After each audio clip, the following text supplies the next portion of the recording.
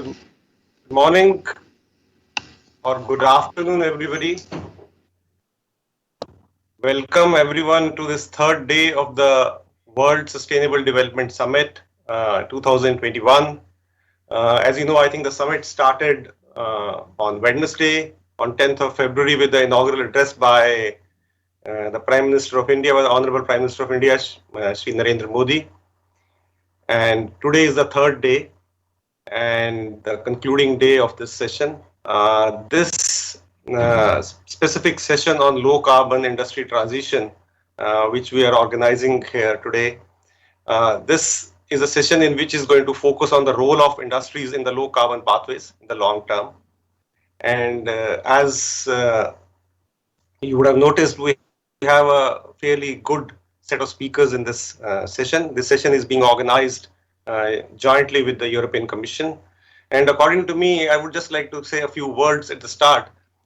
From my perspective, I believe that I think this is something which is relatively a new topic in the overall discussions on the climate change. Why I say so? Because if one really looks at it from the past discussions which we always have on mitigation, one always tends to go and discuss about the solar side, the wind energy, how the costs have plummeted, now the issues related to the integration of renewables in the grid.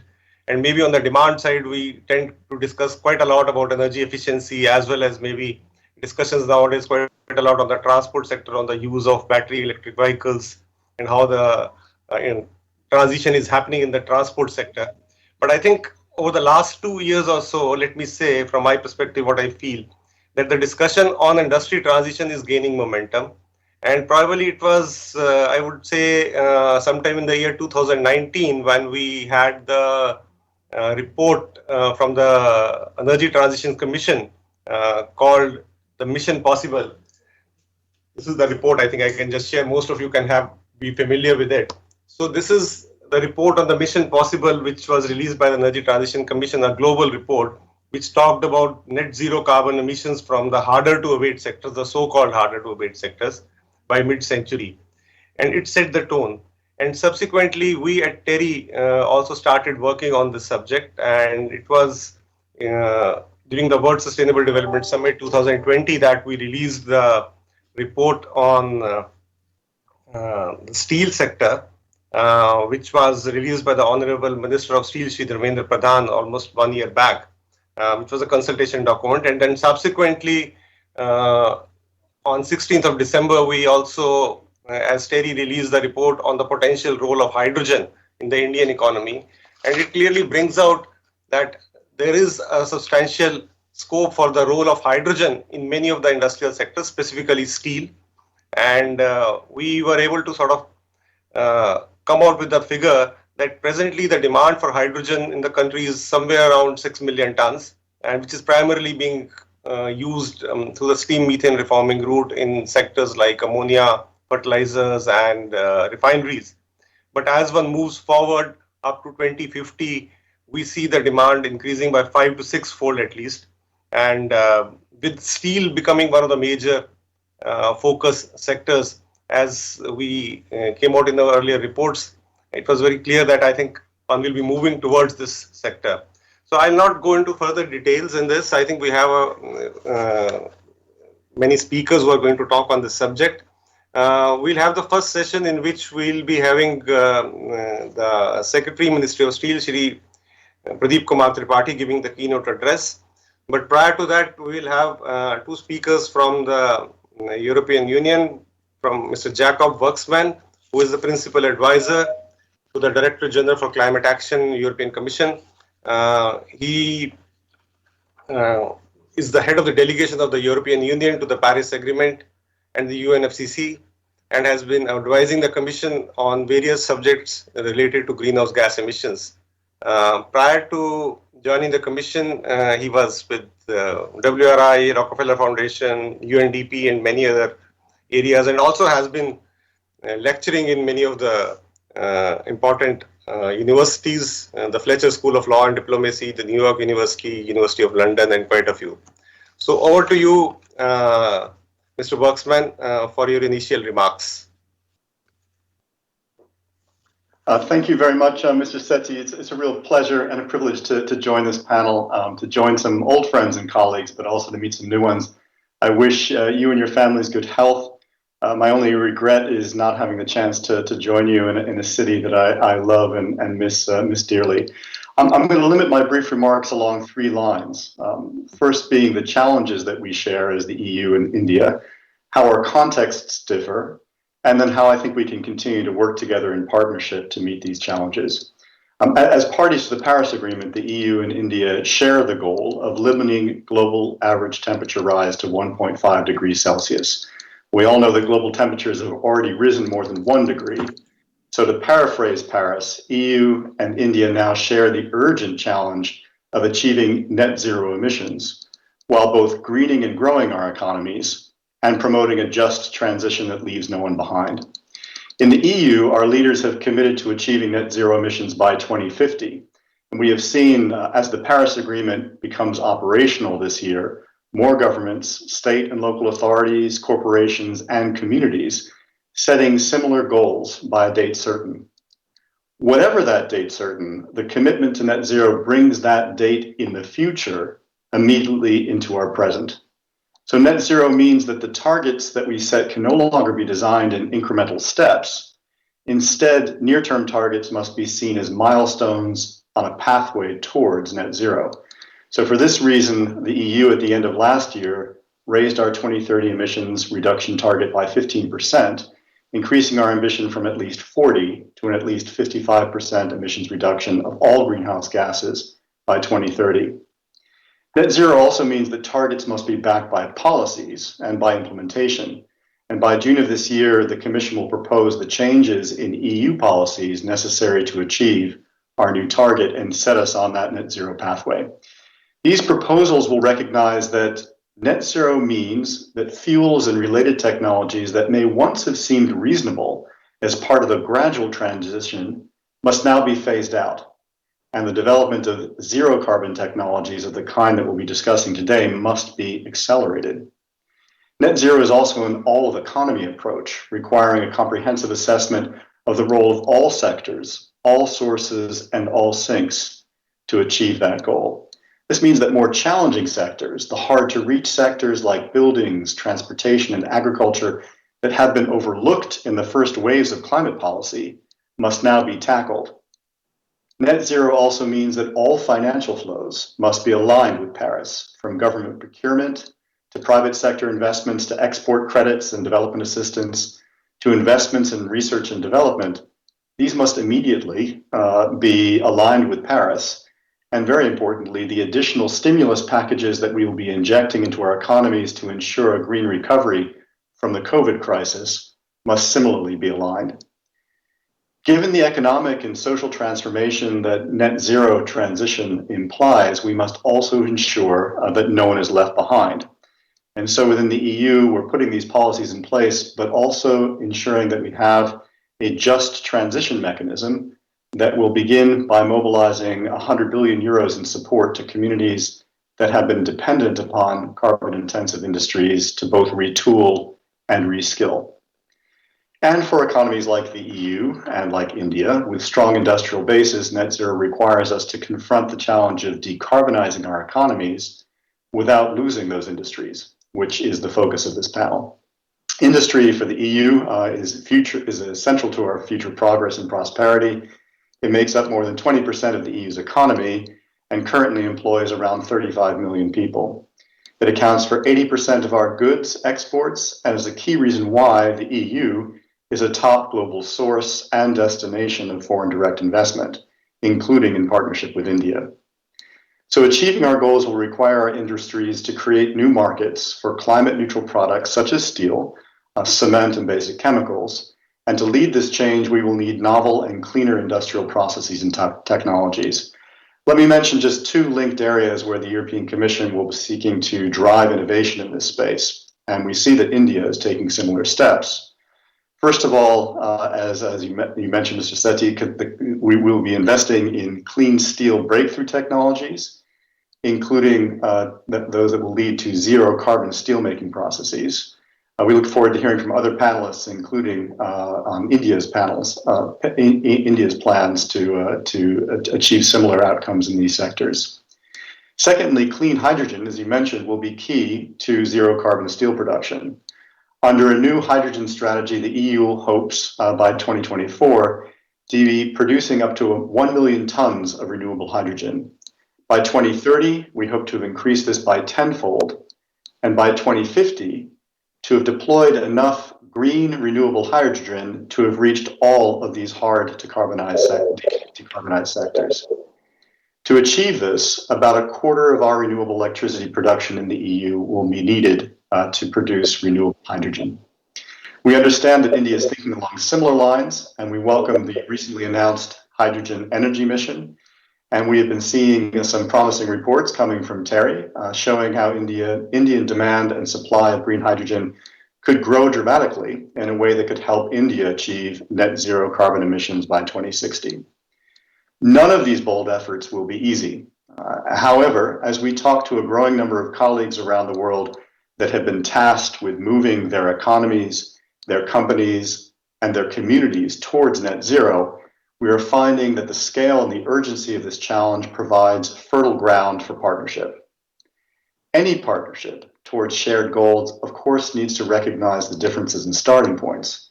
The EU and the Indian pathways to net zero are clearly on different trajectories in terms of our demographics, our GDP growth rates, and our demand for energy.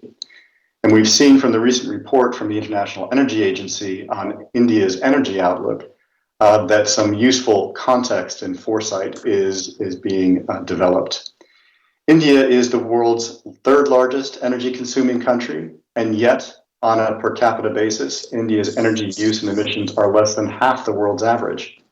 To meet growth in electricity demand over the next 20 years, India will need to build a power system the size of the European Union's current power system. India is set to more than double its building space over the next 2 decades. The design of these new buildings will shape patterns of energy use far into the future. By contrast, in the EU, 85% of our current building stock was built before 2001 and will mostly be standing in 2050. So we must invest heavily in the policies and behavioral changes necessary to dramatically renovate these structures. Under India's existing and announced policies, we understand from the IEA, including the very ambitious commitments to renewables, the import bill for fossil fuels will triple for India over the next 2 decades, pointing to continued risks to India's energy security. Similarly, the EU is a net energy importer, and like India, the massive investments we will continue to make in renewable energy are driven in part by a goal of increasing our energy independence. In other words, our historical, present, and emissions pathways differ dramatically, and yet we share many of the same challenges and are looking to develop similar solutions. These are very promising conditions for strengthening and growing our partnership on climate and energy. As we set off on this path to net zero together, there is much that we can build on. The EU and India are already cooperating through the International Solar Alliance and the International Platform on Sustainable Finance to mobilize private capital towards environmentally sustainable investments. We are working together, as we'll hear today, through the Leadership Group for an Industry Transition. And we are working together with India in cooperation on the Coalition for Disaster Resilient Infrastructure, which has been featured in other events at the WSDS. And a long menu of opportunities exists for us to tap into that I haven't yet mentioned, including solar parks and floating solar, offshore wind, energy storage, improving our electricity grids, improving energy efficiency and cooling in the cold supply chain, advancing the development of biofuels, and of course, promoting a just transition. So in conclusion, our fates are both intertwined and bound within planetary limits. Our economies depend on each other through deeply connected supply chains and investment flows. Our shared multinational companies employ our citizens, support our tax bases, and will drive the innovation in our economies. So it only makes sense that we face our shared challenges in partnership. And India can continue to count on the EU, the European Commission, and its member states in this common endeavor.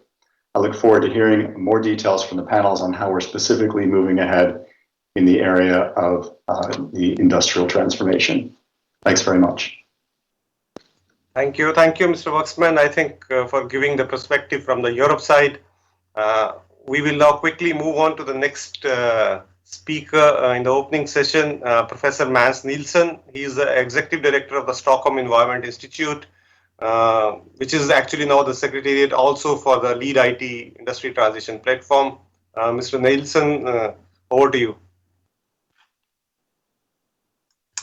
Thank you so much. It's so great to be back to the World Sustainable Development Summit, where I attended in person last year. Unfortunately, that's not possible this year, but I really hope that we can manage to get this in a proper physical meeting next year again. Let's hope for the best. Can you now see my slide? Yes, we can see. Very good. Thank you so much. So I'm going to say a few words about the industry transition and the role of global cooperation.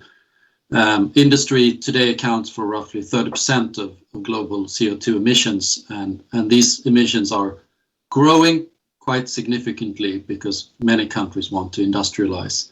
So it places a big imperative on industrial actors to reduce emissions and reach target of Paris Agreement. And what we see now is that this is dawning on industrial actors all over the world. The momentum is so fast now that it's very difficult for us in the think tank community to keep up with what's going on.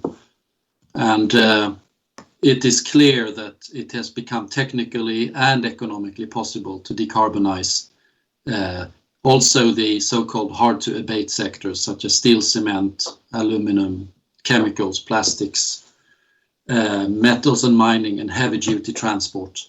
But obviously it requires some major shifts in production processes. So we are pursuing studies to look at how to reduce emissions, including increasing recycling and circularity, reducing demand through material efficiency, increasing the energy efficiency in the value chain, and reducing the combustion and process emissions in the production routes of industry. And when it comes to these combustion and process emissions, there are some options available now that are taking off very quickly. One, of course, is electrification to avoid fossil energy feedstock by shifting to the use of renewable electricity, either directly or through hydrogen.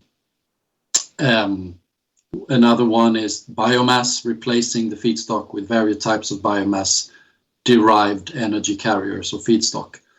And the third being CCS, CCU, to maintain fossil-based production processes, but adopting these storage and utilization technologies. Some of the interesting developments now is systemic shifts that we see coming up is the replacement of the blast furnace in steel production, replacing it with a hydrogen-based direct reduction. But electrification also in terms of shifting from fossil feedstock to electric feedstock for chemicals, or rebuilding cement kilns for capturing CO2 from flue gases. Secondly, biomass as an energy source. It can be used, but also not just for energy, but also for industry production of biochemicals and biomaterials, for example. And then the infrastructure that we see emerging for carrying the new energy at scale, such as electricity, hydrogen, or biogenic CO2. And with that, of course, the abandonment of old infrastructures that need to be managed very carefully. Harbors for coal, pipeline, oil storage, etc. We have seen that investments in the infrastructure and the industrial assets that are required to transition heavy industry are not that large compared to the global savings and investment that is available. The graph here shows a study we did on Sweden, which compiled the investment needs to transition, achieving net zero emissions across the heavy sectors. It should be the investment slide now. Okay. It's not We have the title slide, Måns. Okay, let me see what has happened here.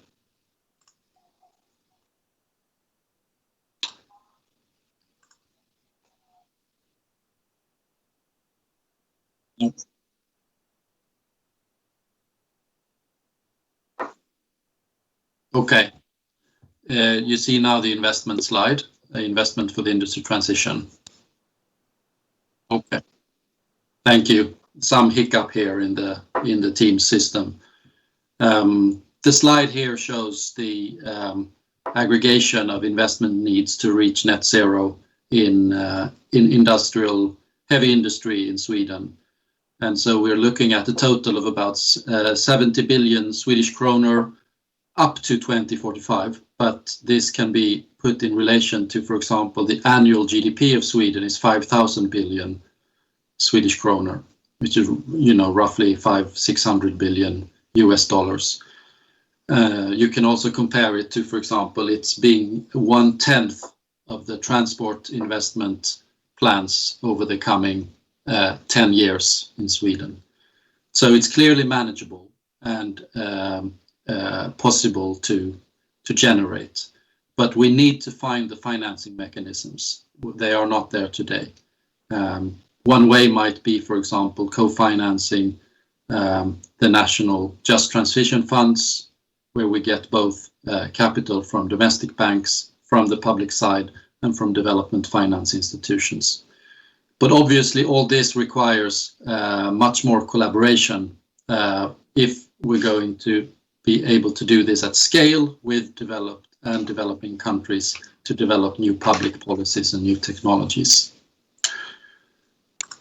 One way to look at this is how many nations where industry transitions are quickly becoming a high priority, and countries are putting in place roadmaps in the form of visions, pathways, and action plans to provide advanced decision aids for policymakers. So there's considerable scope for sharing knowledge and learning around these roadmaps and pathways that we can take to catalyze the transition. And the international collaboration, of course, is critical to establish a joint development towards the Paris Agreement ambitions and move towards decarbonization of the industry sector. One such initiative of collaboration is LEAD IT, the Leadership Group for Industry Transition, which is gathering countries and companies that are committed to action in this space. This was launched by Sweden and India at the UN Climate Action Summit in 2019 and is worked out together with the World Economic Forum. It provides an arena for public-private collaboration and for sectoral learning, for example, when it comes to innovation opportunities and technologies. And it established collaboration between the political and industry decision-making spheres and convenes high-level dialogues to catalyze this leadership. So there are many others as well, and leadership is needed in many dimensions. Alongside LEAD IT, there are important collaborations emerging, such as the mission-oriented partnerships, Mission Possible Partnership, Mission Innovation, and also coalitions of ambitious first movers, such as the Climate Group, Roadmap 2050, and the Clean Energy Ministerial. So where we are taking this now, at the Leadership Summit in December 2020, LEAD IT members endorsed a new statement committing to action, calling to create stable and reliable markets for green industrial products, collaborating on the mechanisms to increase access to the new technologies, and encouraging and realizing private and public investment, and reaching out further globally to developing economies to facilitate this industrial transitions.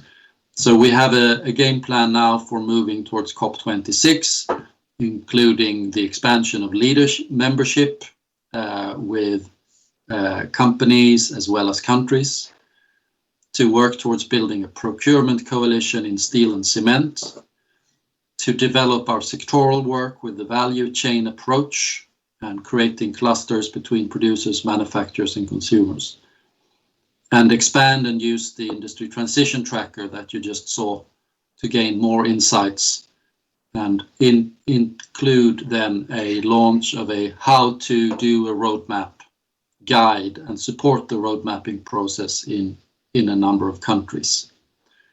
And we look forward very much to continuing this role as a secretariat, collaborating closely with India, the government of Sweden, and our partners at TERI, of course.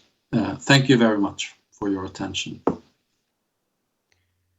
Yes, thank you, Mr. Nilsson, I think, for giving this perspective and also talking about the Lead IT initiative co-hosted by Sweden and India. Can I now request Dr. Mathur to give your initial remarks and then also introduce Mr. Tripathi, who is going to speak immediately after you for the keynote address. Thank you. Thank you very much, Girish. Dr. Måns Nilsson, Mr. Jacob Werksman, Dr. Pradip Tripathi, colleagues. It's such a pleasure to welcome all of you here.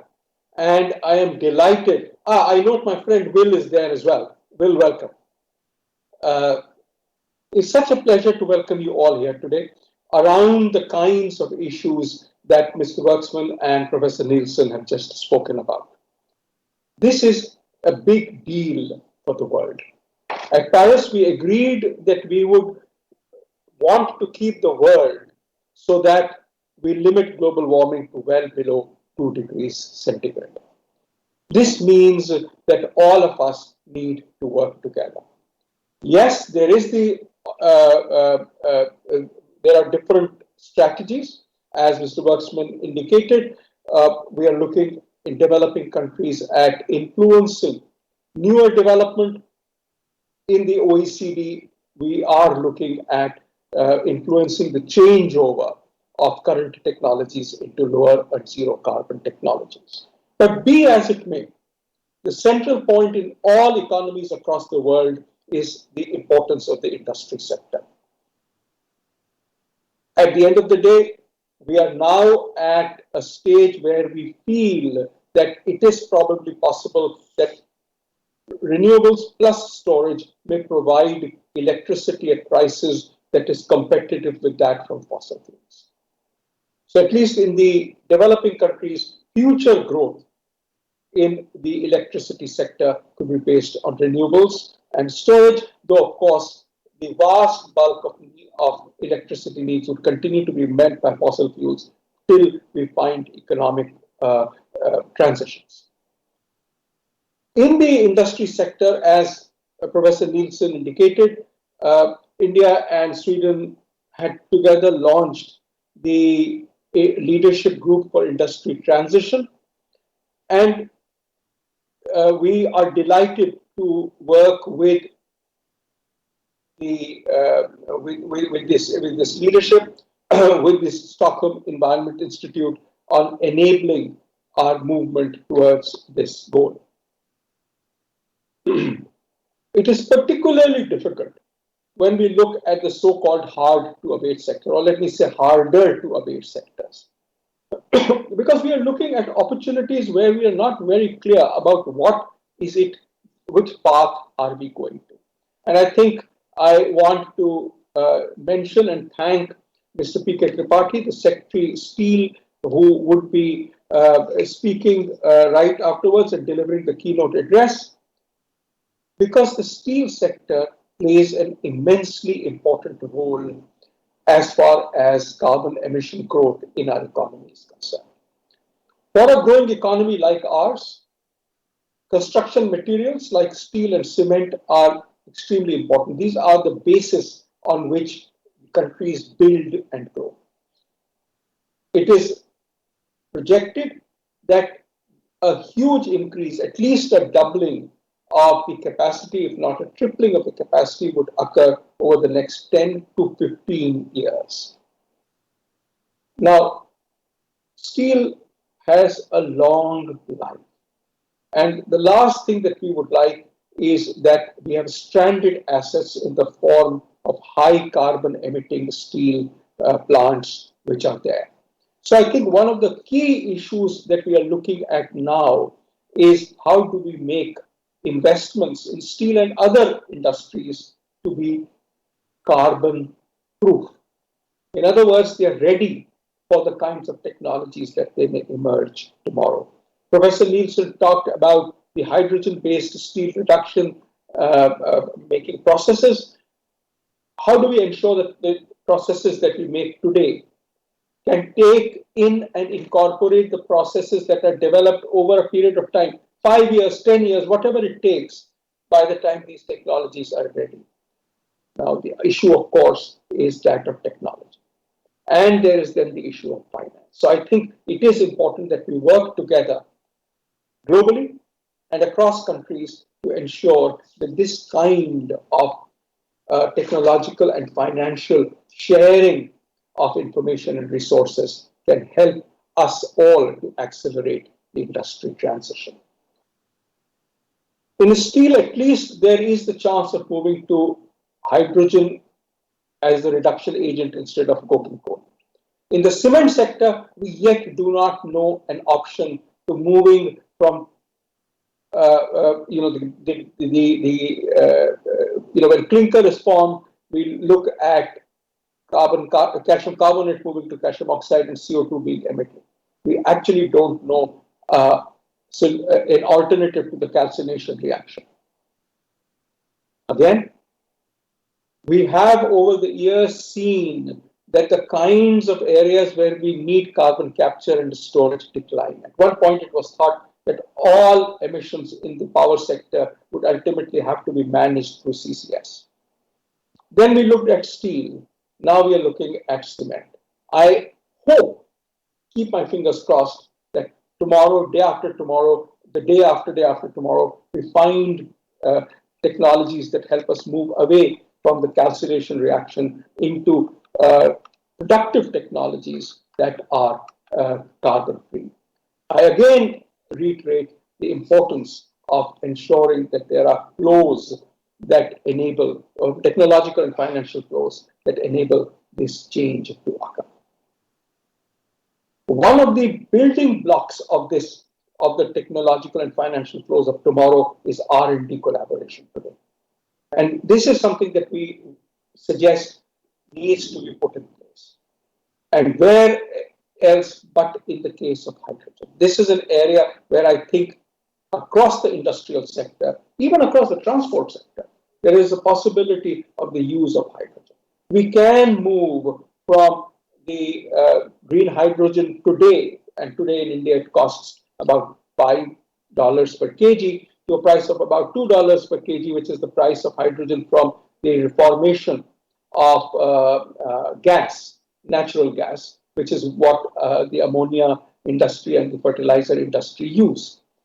And if we do this together, then there is a possibility that across the world we move towards a future in which the industry can use electricity, renewable electricity on the one hand, and hydrogen based on the splitting of water using renewable electricity on the other hand.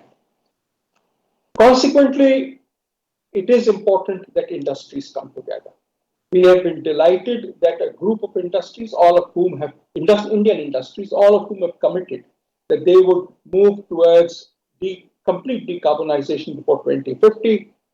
We started out with 6, we are already at 15, and probably by the end of the next week, or certainly before the end of February, we will have crossed 25.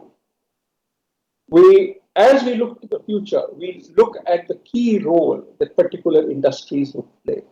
And I have great delight in welcoming our keynote speaker, Mr. P.K. Tripathi, who is the Secretary in the Ministry of Steel to the Government of India, which provides the policy and the coordination effort to drive the steel industry. We look forward to hear him. and his thoughts on the kinds of challenges that face the steel industry today, and as well as the ways that he thinks we could move into the future. Mr. Tripathi, all yours.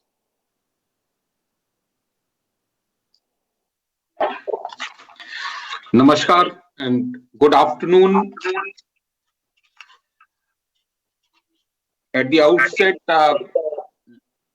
let me compliment Dr. Ajay Mathur, DG Terry, on this 20th edition of the World Sustainable Development Summit 2021 and giving me this opportunity to be with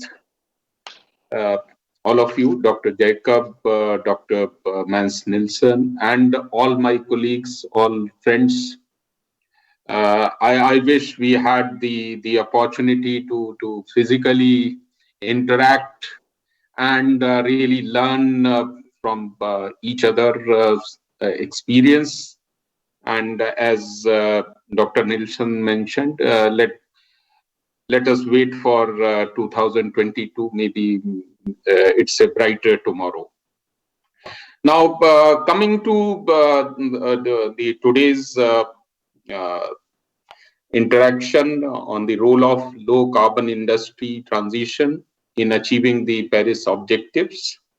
The focus is naturally on addressing the climate change issues through adoption of low carbon iron and steel making and technologies for carbon capture, utilization and storage, and the challenges and opportunities for Indian iron and steel sector in its endeavor to move towards zero carbon footprint over next few decades. We are in India. Our industrial sector consumes around 50%, 56% of total energy consumption, and out of which iron and steel sector consumes around 18% of this industrial use. As per the national steel policy, India's crude steel capacity is planned to increase from the current level of around 142 million tons per annum to 300 million tons per annum by 2030 to meet the demand of India's growing urban infrastructure and manufacturing sector. Now, India has been a party to the United Nations Framework Convention on Climate Change and has always been in the forefront of all its treaties and agreements which aim to address the global warming issues.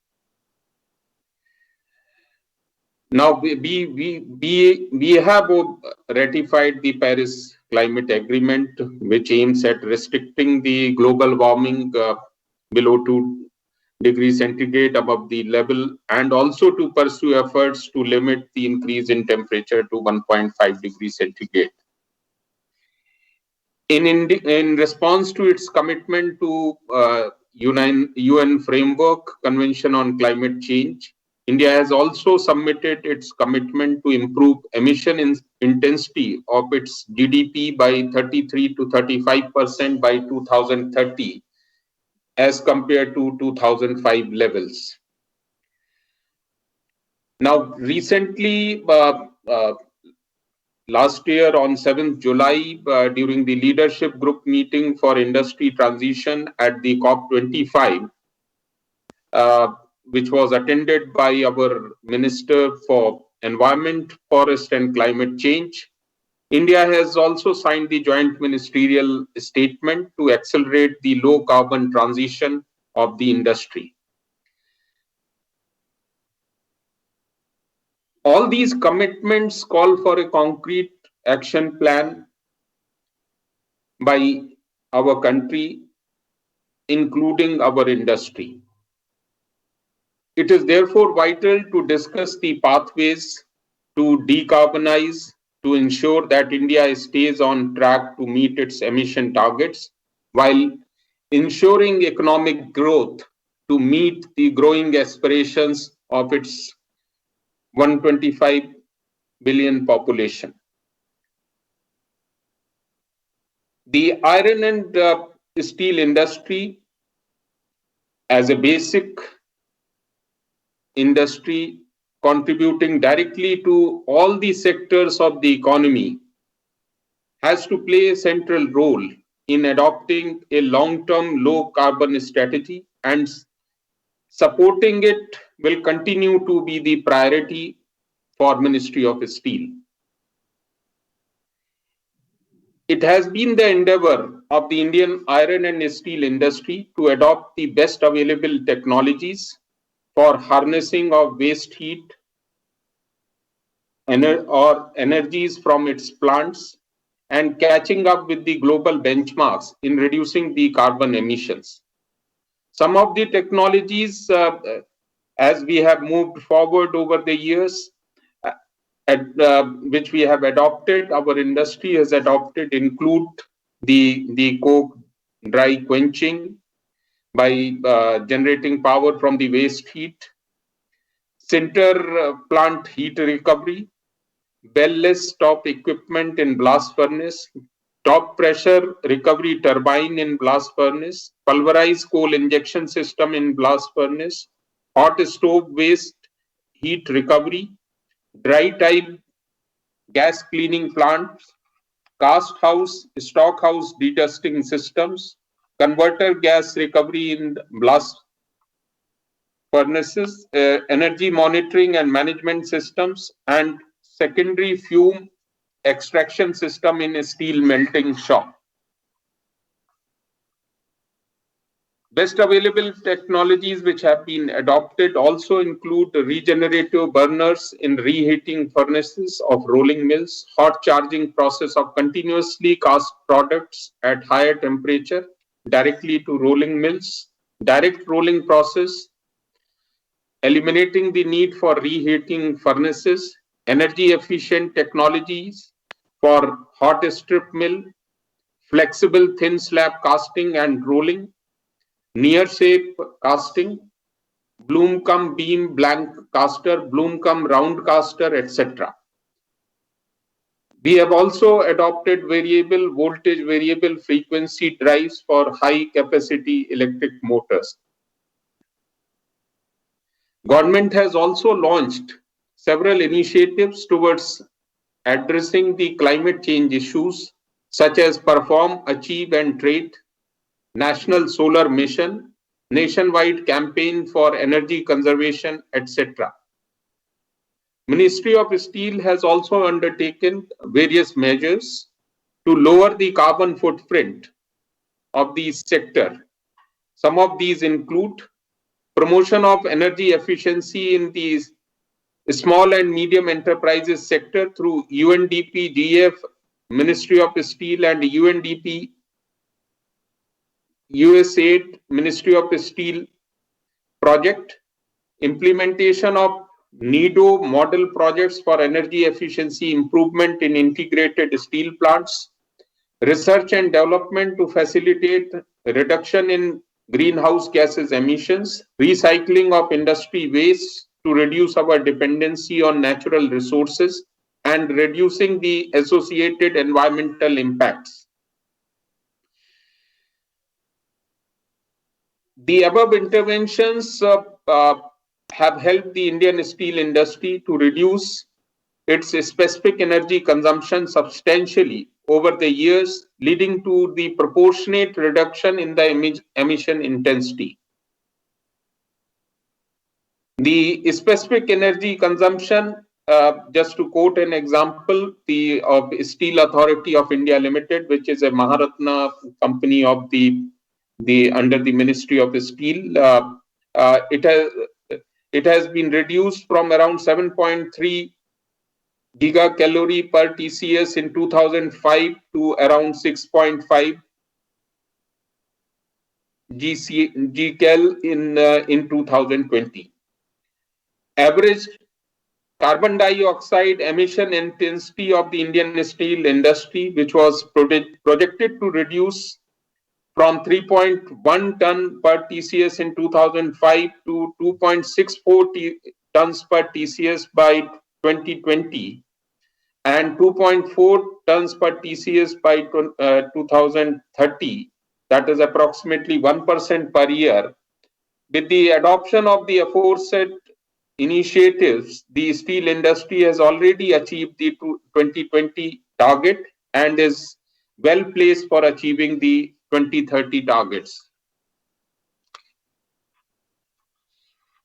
Now, what are the options which are available for with the adoption of best available technologies, and as we develop our industry further and try to shift more towards scrap-based steel making in coming years to reduce the level of energy consumption and emission. Now, what are the issues involved? What are the options? Where do we get limited, and how do we handle those issues? Now, we have large resources of iron ore and coal, but they have the direct impact on energy consumption and carbon dioxide emission. So, while steel production using scrap is substantially less energy and emission intensive as compared to the blast furnace route. In this regard, Government of India has recently announced the voluntary vehicle scrapping policy, which was announced by the Honorable Finance Minister of the country while presenting the budget for 2021-22 as part of her budget speech on 1st of February. Now, with the adoption of this vehicle scrapping policy, we hope to see the generation of more vehicular scraps within the country. We also have the option of using natural gas in place of coal for production of DRI, which is a clean and ideal reducing gas source with low carbon emissions. However, the availability of natural gas at competitive rates will remain a challenge. In countries like India, where there is a limited availability of natural gas and even coking coal, there are huge reserves of non-coking coal. Adoption of coal gasification-based DRI production therefore appears to be an attractive option, at least in the near term. However, the coal gasification process will also continue to have the issues relating to energy and emission intensive, being energy and emission intensive. Now, as both the options of DRI production through natural gas or coal gasification are carbon dioxide emission intensive, the plants need to adopt the carbon capture storage or carbon capture utilization and storage technologies. These technologies are also under development and involve substantial costs.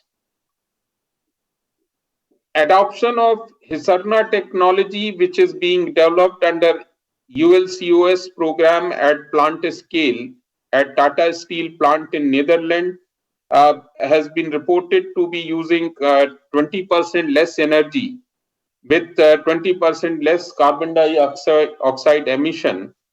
And if combined with CCS and CCUS, can achieve a reduction in carbon dioxide emission even up to 80%.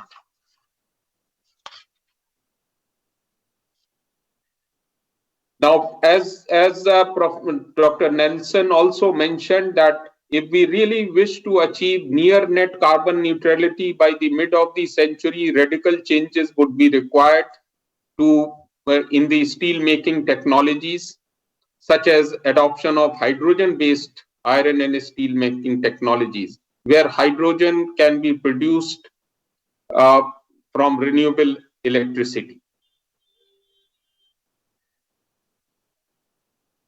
It is understood that adoption of futuristic hydrogen-based steel-making technologies through electricity from renewable sources can reduce the emission by 94%. And presently, a lot of research and development efforts are going on in this area.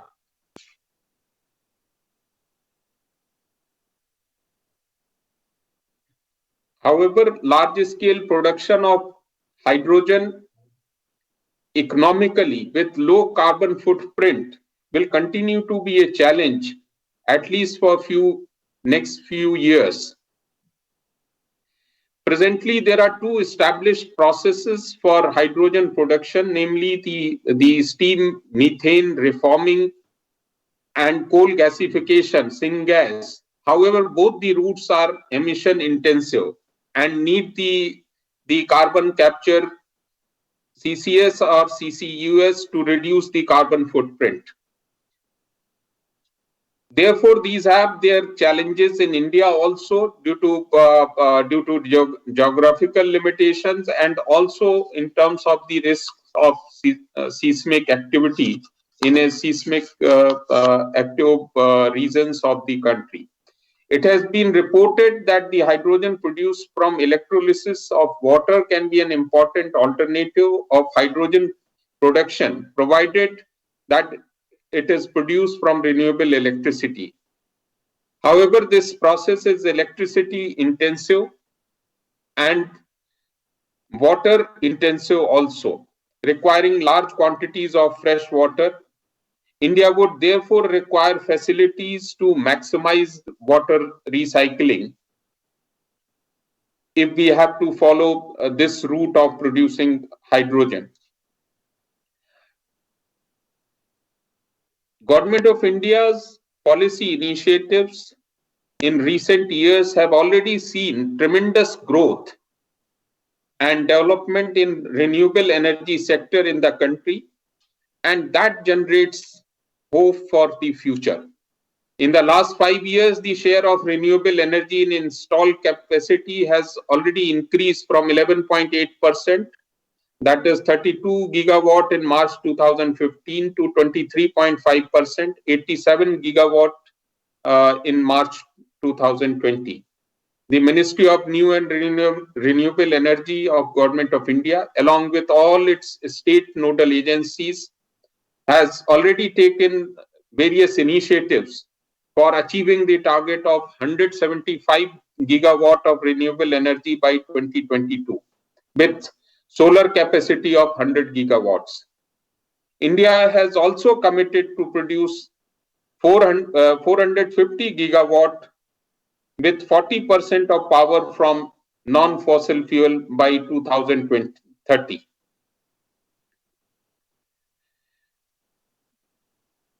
I would also like to recall what Honorable Prime Minister of the country mentioned in his inaugural address at this summit the day before yesterday, that India's intent is supported by concrete action and powered by spirited efforts.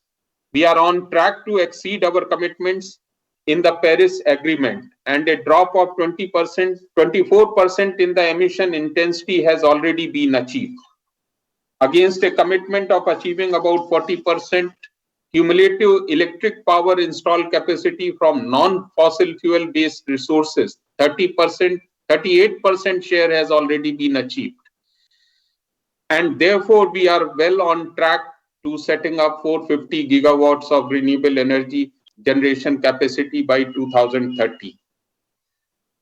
Let me also mention that while presenting the budget for 2021-22, Honorable Finance Minister of the country, she has announced that a hydrogen energy mission will be launched in the coming financial year, which will be a stepping stone for the development of hydrogen-based economy in the country in a planned and in a to lay the foundation for its development in a comprehensive manner. As we all agree that availability of renewable energy, as we have done so far, if we continue our endeavor of adding the renewable energy at this rate and at this scale, we will see the availability of renewable energy at much lower cost, which should help in making this availability of hydrogen at low cost for the country, which should give hope for the steel industry to switch over to hydrogen based steel making to achieve the the net carbon neutrality in the coming decades in a phased manner. Naturally, the steel making is an economic activity, is governed by economic considerations, and also to in terms of the overall viability for adopting various technologies will necessarily be driven by the availability of technologies and the cost thereof, and the resources to finance vis-a-vis the available resources with the country, while we remain committed to continue our endeavor towards achieving the climate change objectives. I hope that today's deliberations would help identify the low carbon industry transition strategies that can be adopted to address the challenges of mitigation of emission from iron and steel sector in a cost effective manner, in line with the need and aspirations of billions of poor people of the country, while moving on our path and vision towards Atmanirbhar Bharat. Jai Hind. Thank you very much.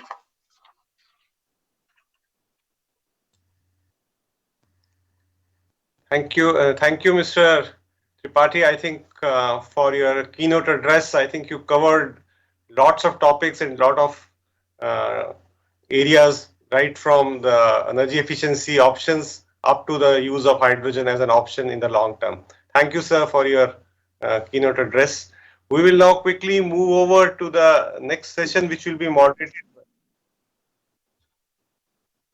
We will be moving over to the next session, which will be moderated by Mr. R.R. Rashmi, who is a distinguished fellow at TERI. I think nobody knows any introduction for Mr. Nobody needs any introduction for Mr. Rashmi. He was with the Ministry of Environment, Forest and Climate Change for a long time and was one of the climate negotiators, the lead negotiator leading up to the Paris Accord. So over to you, Mr. Rashmi. In this session, we'll be having a couple of presentations, apart from the opening remarks from Mr. Richa Sharma and then the panel discussion. Over to you, sir, Rashmi. Thank you, Girish. I hope I'm clearly audible to everyone. Yes, sir. So first of all, let me once again welcome all the participants, the panelists, and in particular thank Mr. P.K. Tripathi for his remark, the key remarks on a wide-ranging canvas of issues which cover the steel sector and the industry sector in general. In this session, we will be discussing the key challenges before the steel and the cement industry in India in the context of decarbonization efforts at the global level and also at the national level. Why is it that we are looking at industry in particular? At the Climate Summit in 2019, it was in a way that symbolized the singular importance of industry as the key driver of emissions in future.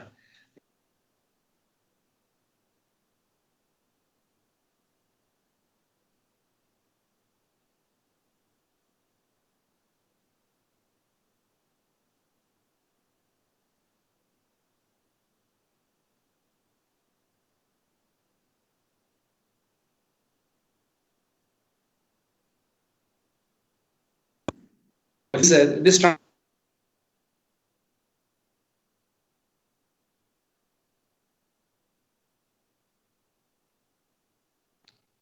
okay. Thank you. So the recognition of industry as the key driver of emissions in future, it took place in Climate Summit in 2019 in New York. So the question is, so far, the kind of changes which we have seen in the power sector, the transition that has happened because of falling costs, can we replicate that kind of model in the industry sector?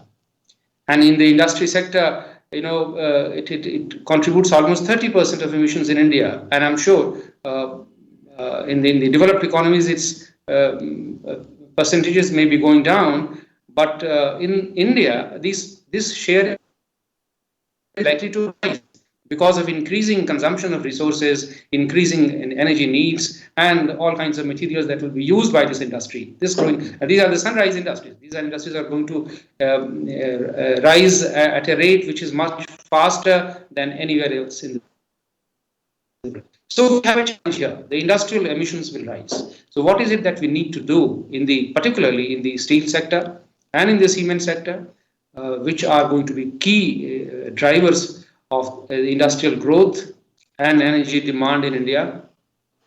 So to discuss this, we have a very distinguished panel here, and before that panel, we are fortunate in having the presence of Ms. Richa Sharma from the Ministry of Environment, Forest and Climate Change, which leads the climate change effort nationally. And as you may have noticed recently, they have also set up the committee for implementation of Paris Agreement, Apex Committee, and she is the key driver behind this entire effort. So it will be great to hear her thoughts in form of opening remarks before we invite the panelists. Ms. Sharma, you're welcome to give your opening remarks. Thank you very much, Mr. Rashmi. Allow me to begin by congratulating Terry on maintaining the momentum of the World Sustainable Development Summit. And I understand it's been going on for over 2 decades. It's wonderful that in the year 2021, which marks the launch of the UN Decade for Action, as also the first year of implementation of the Paris Agreement, we are gathered here in the very initial parts of this year to discuss important issues with regard to industry transition. Preserving the health of the people and its planet indeed requires low carbon transition of all the critical sectors of the economy, including the hard to abate industry sectors. Now, as was mentioned earlier, even by Secretary Steele, we need to be mindful that this transition has to be just. Of course, it has to be technically feasible and it has to be affordable. Only in that case will it be scaled up globally. I was asked to, deliver my remarks with regard to the leader group, but we did hear the professor, I believe that was Professor Måns Nilsson from the Swedish Environment Institute, who already made a reference to the work done by the leader group. As you're aware, this is a group that was launched during the UN Secretary General's Climate Summit in 2019 at New York. India and Sweden are the co-leads. And the purpose of LEADIT is actually to bring countries and companies together to develop low carbon pathways for industrial transition within those companies and within those companies. Towards that end, the LEADIT group has already secured significant participation of countries and economies, but over the course of the year, we do intend to expand that membership significantly. The LEADIT provides actually a platform for sharing know-how and technologies and for sectoral and cross-sectoral learning for commercialization of those technologies. LEADIT has already developed, if you look at its website, a synthesis for industry transition roadmaps of all the member countries and their challenges, and it provides a broad overview of the ongoing global efforts. It also captures India's cement sector SDG roadmap that has been prepared by the Cement Sustainability Initiative of 13 leading companies. Now, LEADIT has also produced a number of briefs and conducted studies covering various aspects of industry transition, In fact, when NEDIT analyzed the NDCs of 134 countries, it actually concluded that less than 50 countries' NDCs have concrete actions for industry transition. I'm glad to share that India is one of the countries that does have NDCs which are rated high for specifying detailed and comprehensive mitigation measures to roadmap for industry transition. Now, ladies and gentlemen, the private sector plays a very important role in creating low-carbon, sustainable economies. Government and industry partners in India are already working to capitalize on the potential of energy efficiency, resource efficiency, and renewable energy to drive a low-carbon industry transition to contribute to overall emission reduction. In a recent India CEO Forum on Climate Change that we organized on 5th of December 2020, around 24 leading Indian companies have reaffirmed their commitment to take voluntary actions towards achieving India's NDC goals. Now, affordability and accessibility of cutting-edge technologies are key to make a business case for low-carbon industry transition. Mr. Rashmi mentioned the challenges which the Indian steel and cement industry sector faces to make that transition. Now, this requires investment and collaborative partnerships between countries and the private sector companies to drive innovative technology research and development, commercialization, and scale up of cutting-edge technologies such as green hydrogen, direct air capture, CCUS, etc. Now, without doubt, countries need to provide adequate policy frameworks and lead markets for green products to accelerate the desired transition. Green steel is still steel. It does not have any additional or superior features when compared to normal steel. Who wants to be the first to use green steel, which actually carries a premium in terms of cost? So therefore, it's very important that the lead markets for green products have to be established through policy frameworks. Now, through the platform of LEADIT and other international platforms, including through the UNFCCC, India continues to push for the role of technology transfer and climate finance to drive the industrial transition, particularly in emerging economies. Under the Paris Agreement, developed countries are expected to take the lead in low emission transition and facilitate the transfer of technologies to developing economies. Indian industries have already exhibited leadership through a transition in the energy efficiency, waste management, and renewable energy. We are interested to now listen to the industry partners and other members on this panel regarding strategies and technologies already available for low carbon transition and the challenges which they face, to which national policies must respond. Thank you very much.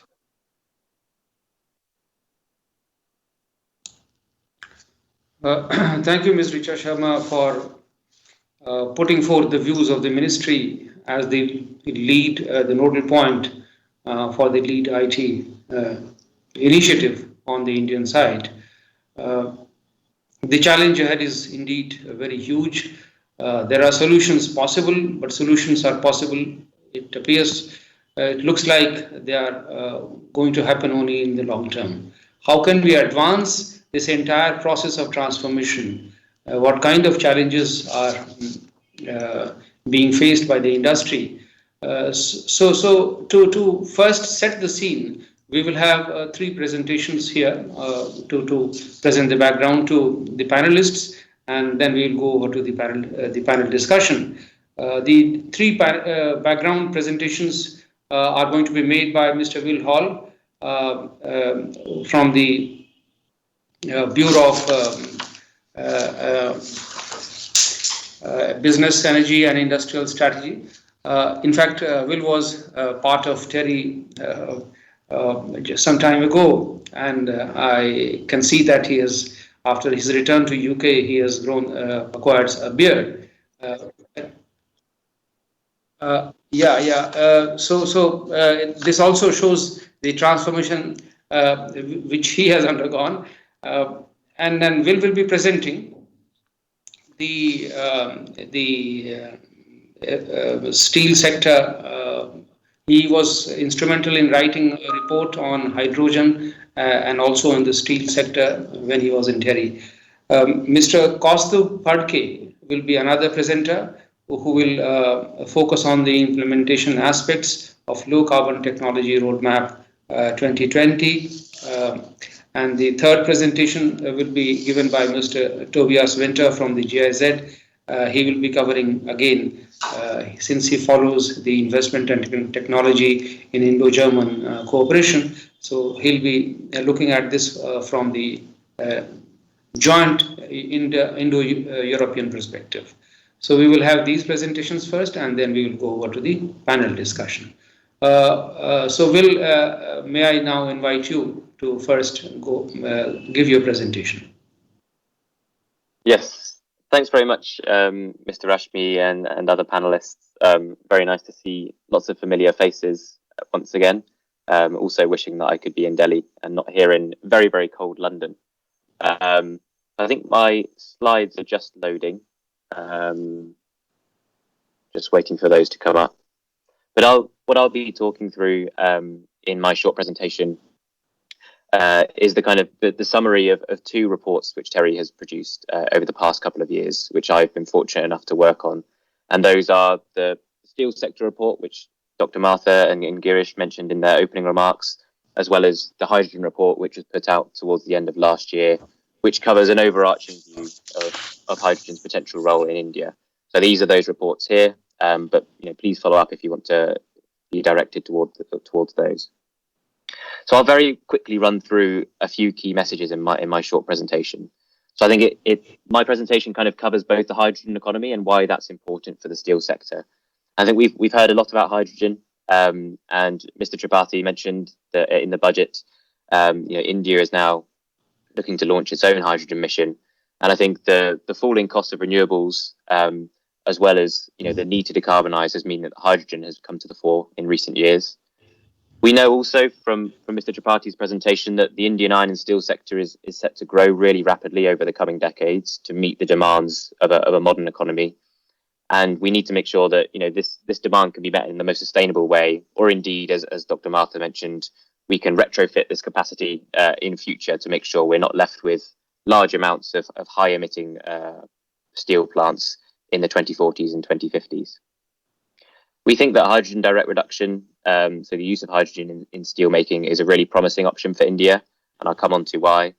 And then I'll wrap up the kind of the presentation by picking out the right types of policy which could be used to accelerate the transition in the steel sector in India, and maybe highlight a few of the first mover advantages that progressive companies like I noticed Madhulika's here from Tata Steel. So like Tata Steel, the kind of first mover advantages that they can get by moving first. So why is the hydrogen economy receiving a renewed focus? And I think it's for three main reasons. So there's the rapidly falling costs of renewable electricity, under which India is achieving some of the world records. The falling costs of electrolyzer technologies, which is the main technology used to produce green hydrogen from renewable electricity. And then also the greater coordinated action on climate change, where lots of countries, lots of companies are coming together and all agreeing that they want to work together on this. And as I mentioned, the government of India is one of the countries most serious about this, planning to launch their hydrogen mission later this year.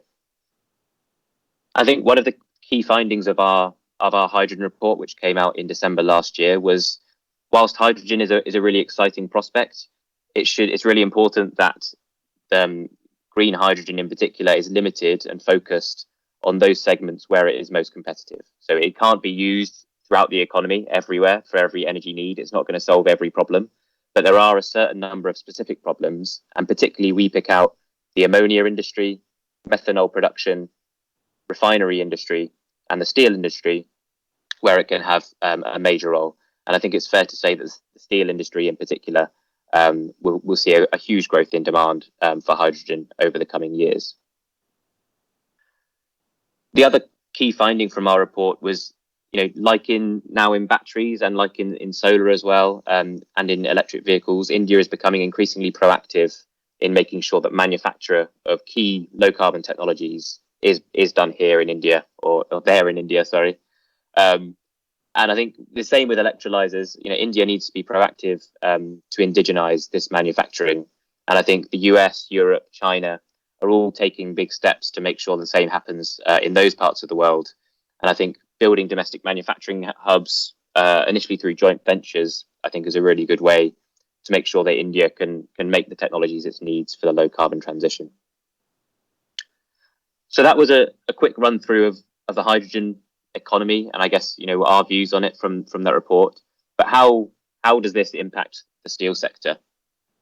So just coming back to that first message that I mentioned, demand for steel is going to increase really significantly in India in the coming decades, and this means that we can't just rely on scrap steel recycling, which you can use renewable electricity to recycle that. We will need to have new primary steel capacity, which at the moment is a blast furnace or its direct reduction facilities, as the steel sector set out. So then, what are those kind of routes for decarbonisation for the primary steel sector? And so in our report, we think there are two main transition routes. The first is the hydrogen route.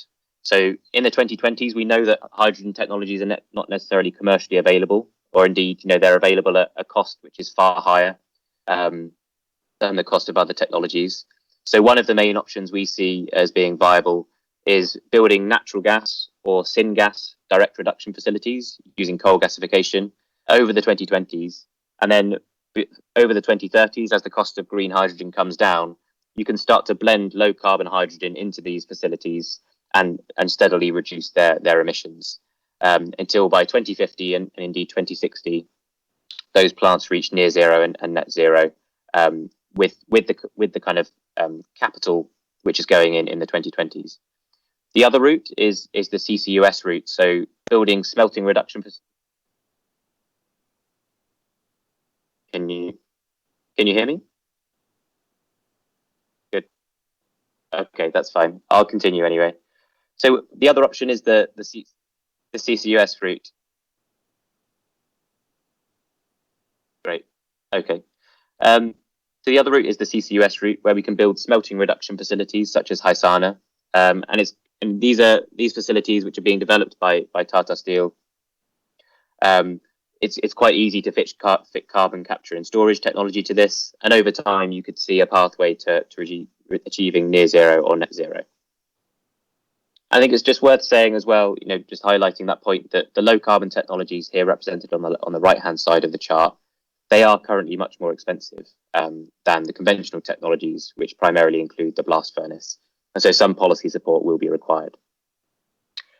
I think based on our analysis in the hydrogen report, which I mentioned, we did a quick assessment of CCUS infrastructure and its potential in India. And I think an important takeaway, and something which requires more work as well, is that CCUS infrastructure is potentially quite limited in India. So in terms of usage, if you look at all of the emissions from blast furnaces today in India, which total over 160 million tons, if you could theoretically recycle all of that CO2 into CO2 demand points throughout the economy, that would only account for about 4% of the emissions from blast furnaces. So that's on the usage side. On the storage side, there are a couple of assessments completed last year by colleagues in the US.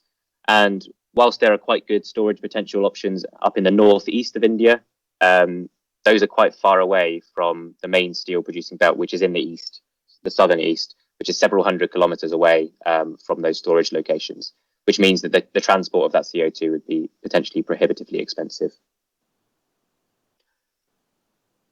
So on the basis of that, as well as our cost assessments of the kind of the reduction in cost of green hydrogen over the next 10 years, we think that hydrogen is probably a better option or a safer option for decarbonising the steel industry in India, particularly because India is so well blessed with very, very cheap renewables, and also has high import costs of things like coking coal and natural gas, which it's best to reduce. And as I say, natural gas or syngas could play a transition role, with natural gas imports coming from the east with the new Eastern Corridor being built, and this can slowly blend into green hydrogen over time to reduce emissions.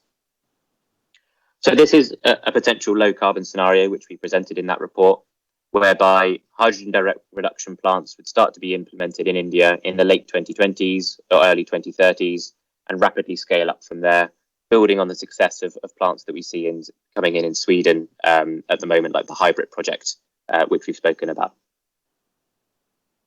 And I think it's also important to highlight that, that the hydrogen economy and the hydrogen mission that India is looking to launch, we see that green steel would be the main driver of that hydrogen economy. So we don't think transport, we don't think necessarily parts of the power system, but it's primarily heavy industry, and within heavy industry, it's probably going to be steel, which provides the main driver. So that was a quick rundown of, I guess, the technology status and why we think that hydrogen is going to be really important in the steel sector. I think now it's good to turn to the important next steps in terms of which policies could help accelerate that transition. And the way we like to think about policies to accelerate technology transition are in terms of a demand pull and a supply push. So I know Richa Sharma also mentioned this same kind of idea, so I'm glad to hear that represented. And I think on the demand pull side, we can see companies already coming forward to develop standards for green steel or green products. So I know Tata Steel have been instrumental in putting forward the Green Pro standards here in India, as well as the Responsible Steel standard, which is being worked on throughout the world with steel companies all around the world. There's also the potential for preferential public procurement, whereby government departments set up targets to say that they want to procure steel or cement which is of a green standard. And I think Sweden is leading in this area, and particularly with their transport infrastructure. And also Canada have set out their greening government strategy last year, which sets out important points of this. And then another area of demand pull are kind of companies coming together to create buyer clubs. So I think you can see that any one company maybe making a move in this area is potentially too small. But if companies band together, and therefore their kind of buying power can equate to many, many millions of tons of steel, that can help change investment decisions within steel companies. And then on the other side, it's really important as well to make sure there's a supply push. So this includes demonstration plant funding. And I think this can come from areas like the Ministry of Steel and their supportive body, the Steel Research Technology Mission of India, as well as international coordinated action through areas like Mission Innovation, which looks to fund, coordinate joint R&D projects internationally. Also, there's the potential for carbon prices and border adjustments to help stimulate those projects. And then I think once you've moved past the demonstration stage and once the market is more established, you have to look at the large scale finance to drive those projects. And that will mean working with large private financial institutions to make sure that the money is available there to scale up new plants. So I'll stop there, but would encourage you all to take a look at a couple of our reports which we put out in the last couple of years, and of course very happy to follow up with any questions. Thank you. Thank you very much, Will. Thanks for an excellent presentation, and particularly the last slide, which talks about how we can keep ourselves ahead of the curve on the clean technology in the steel sector and the kind of measures that are required. Now let me invite the next presenter, Mr. Kaustubh Phadke, who is the General Manager of the Global Cement and Concrete Association in India. And Mr. Phadke is an environmental engineer, and he has worked for several years in the fields of sustainability, sustainable supply chain management, and we will look forward to his views on how we can, how he looks at the decarbonization initiative in the cement sector. Mr. Phadke. Yes. We have about 6 minutes each for the next two presenters so that we can go over to the next panel discussion. Mr. Phadke, over to you. Yes. Thank you, Mr. Rashmi, for the introduction, and I would like to thank Dr. Ajay Mathur and also Mr. Girish Sethi for having GCC here. It's actually on. Okay. Let him proceed. Mr. Phadke, please proceed. Yeah. Sure.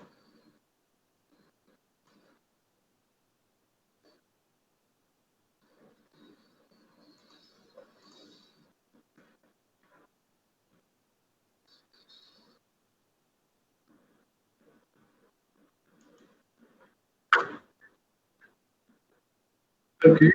Yeah. Yeah, that should be fine. Okay. Okay, so good afternoon, everyone, and thank you, Mr. Rashmi, for the introduction. And I really thank Dr. Ajay Mathur and Girish Sethi for having GCC India talking about the low carbon technology roadmap of the Indian cement sector. So GCCA is that way a relatively new organization, but not new in the experience. We have taken over the activities of CSI, Cement Sustainability Initiatives, and we are now representing these many cement companies across the world. And at a global level, we have almost 50% of the cement companies are member of GCCA, that is Global Cement and Concrete Association.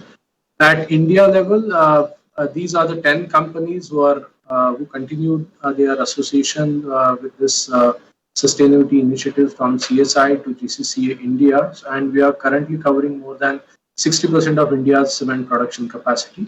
What I'm going to share you with you brief, everyone knows about the cement sector, but there are at times we somehow miss the positive contribution made by the cement sector to the Indian economy. It's the fifth largest contributor to the India's economy and second largest revenue source for the Indian railways. It's a leading employment provider in the manufacturing sector. So almost 1 million direct employment, and it is estimated that for every 1 million ton of cement produced and consumed, around 20,000 people get employment opportunities, both direct and indirect, in the downstream side.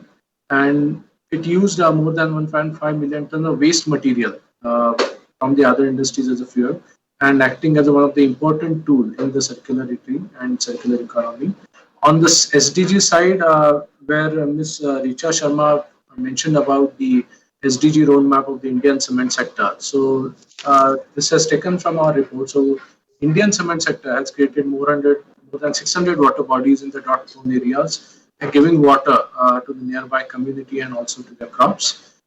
In terms of the perform, achieve and trade PAT mechanism, the target was exceeded by over 80%. That saved more than 1.5 million ton of oil equivalent energy by the Indian cement sector. And the Indian cement sector is also considered as one of the best performing cement plants, which consumes 20% less energy as compared to the global cement companies.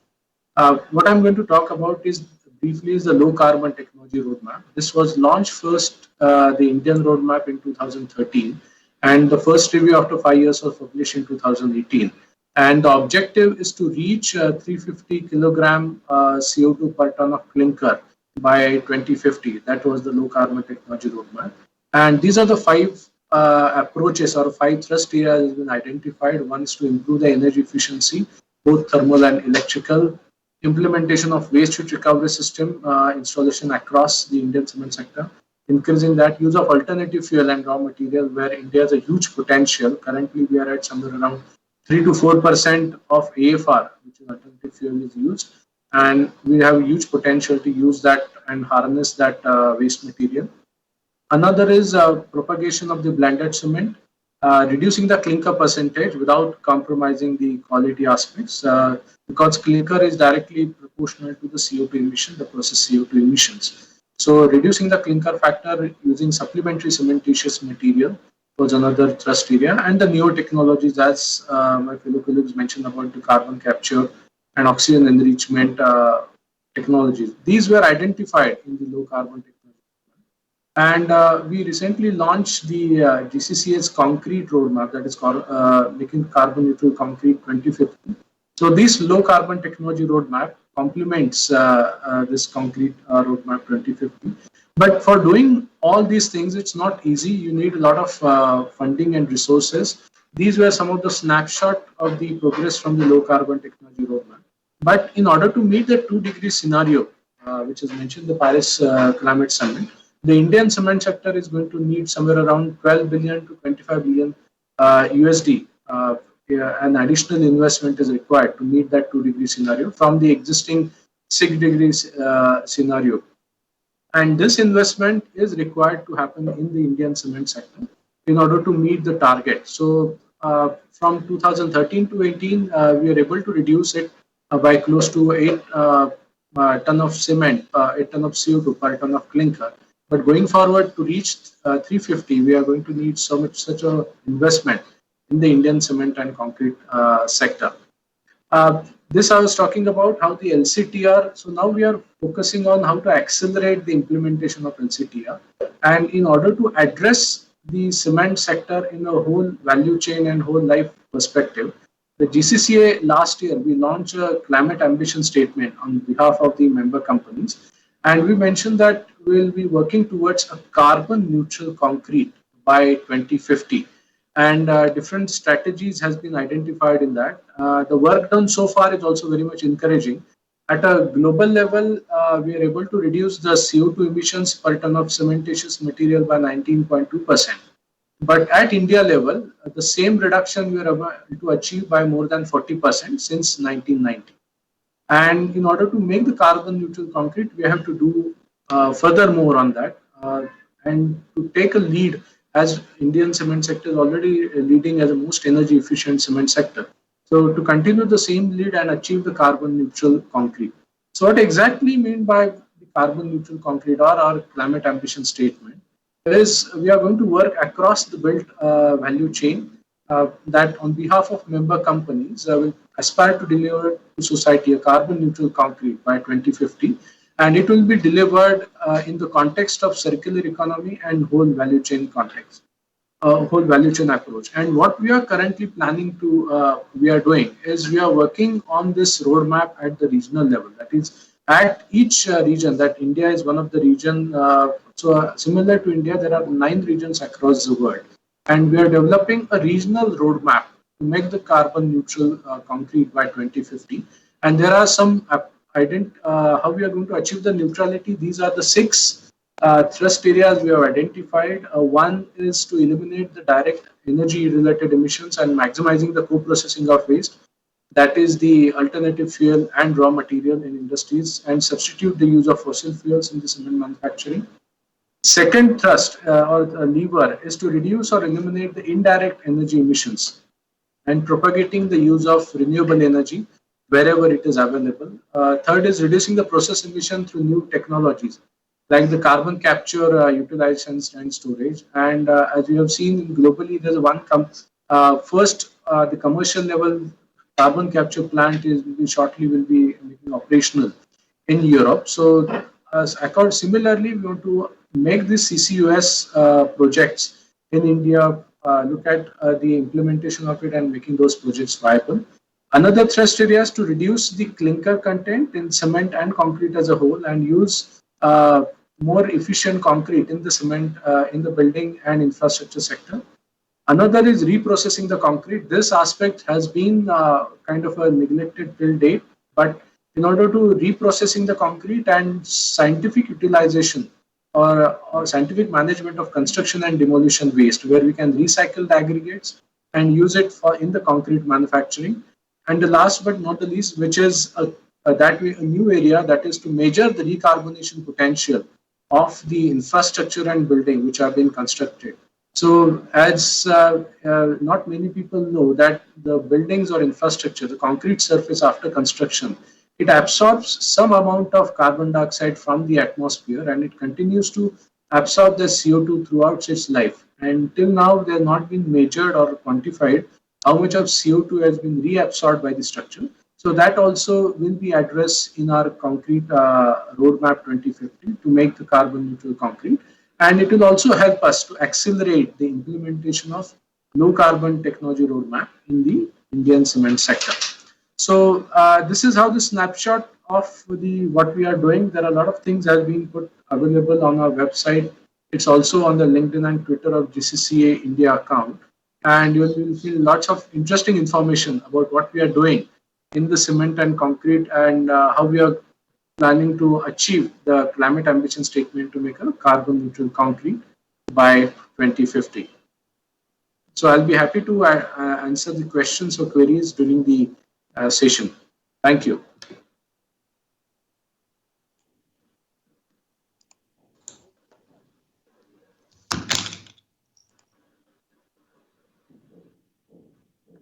Thank you, Mr. Phadke. Let me now invite Mr. Tobias Winter, who is currently the director in the Indo-German Energy Forum. And he has been looking at the Indo-German cooperation in the industry and energy sector for since 2015, and he has very wide experience of working in several countries. So he will be presenting the developments in the steel and cement sector in Europe and the kind of experiences which have validity for India. Mr. Winter, over to you. Thank you very much, Mr. Rashmiji, Joint Secretary Srimati Richa Sharma from MOFCC. Honored to be in the same panel with you, Honorable Secretary Steel. Let me give you some insights on the latest developments in Europe in the steel cement sector. 7 out of the 8 major steel makers in the EU have already pledged net zero by 2050. Globally, all of them except 2 in Europe, Tata and ArcelorMittal, all companies focused on the focus on energy efficiency and steel scrapping, as we have heard from various experts now.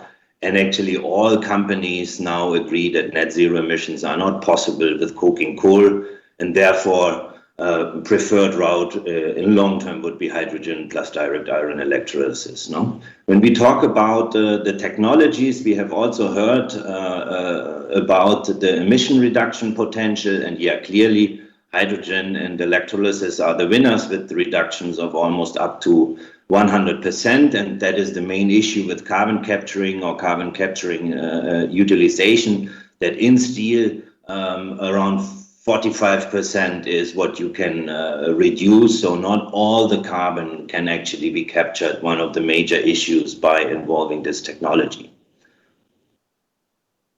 Steel scrapping and energy efficiency, these activities go on. Just an impression from Europe. So, for example, in Belgium, 97% of the packaging steel is recycled. All over Europe, it's around 80%. And if we talk about scrap steel versus crude steel, one can say that the amount in Europe varies between 30 up to 50%. In some cases, even more.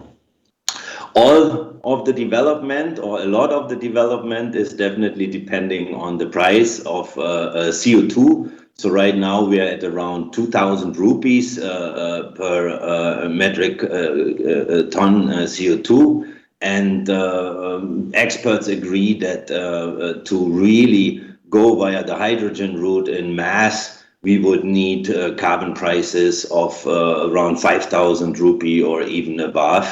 And that these kind of achievements might be possible from 2040, 2050 on. Here are some pilot projects, so you get an idea on what's going on in Europe, mainly in Sweden, Germany, Austria. The companies well known, acting on a global scale, all of them actually, almost all of them focusing on the hydrogen route. But as you can see, these terms are used in the steel sector, the technology readiness level on a large scale. They are not that ready. 9 to 10 then would be that the technology actually is being able to be implemented in a large scale. There's initiatives going on with funding from the European Union. So if you're interested, we'll leave the links here also in each presentation. Here, the Green Steel initiatives with the business associations, consultancy firms, and the steel companies itself. You know about the Responsible Steel initiative, mainly also pushed by ArcelorMittal.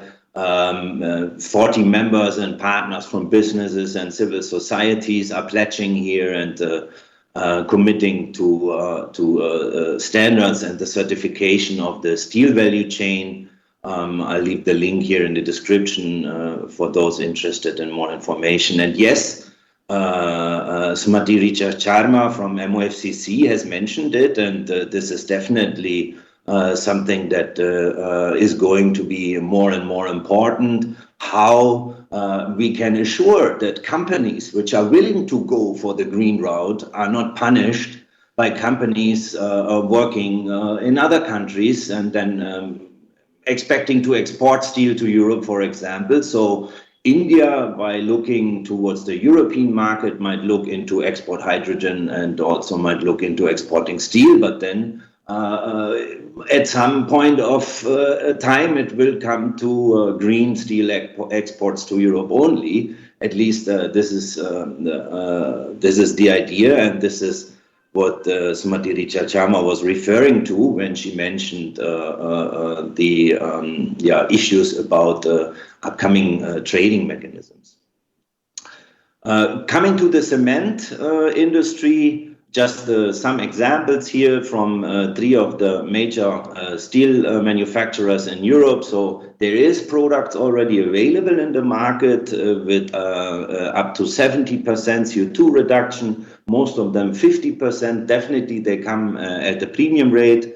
But here are some examples. If you're interested, you may just then, if you receive the presentation, click on the logos or on the link for more information. And in the cement sector, you're well aware, we are talking about 40% of the CO2 is heating related, and their experts agree that hydrogen would be the technology to go for. But as I mentioned, we would need around 5,000 rupees or more per rupees per ton CO2 to be competitive to gas. By using hydrogen, 60% of the CO2 during chemical refining reaction. And there, yes, carbon capturing and utilization is being used, and almost all can capture. And it is already working. And these clinkers or cement products are already available in the market at a premium. For example, by the reaction of calcium silicates and reaction of the carbon of the CO2 with the calcium silicates, and then being stored in the cement itself. I'll leave the link to the products already available in the market. You can get them in Europe, but also US. And from the industry itself, definitely there was a commitment now through the carbon neutrality roadmap by the European Cement Associations. They're aiming at 30% reduction by 2030. They are pro the trading mechanism, and they are also pro EU carbon border mechanism, which I just mentioned.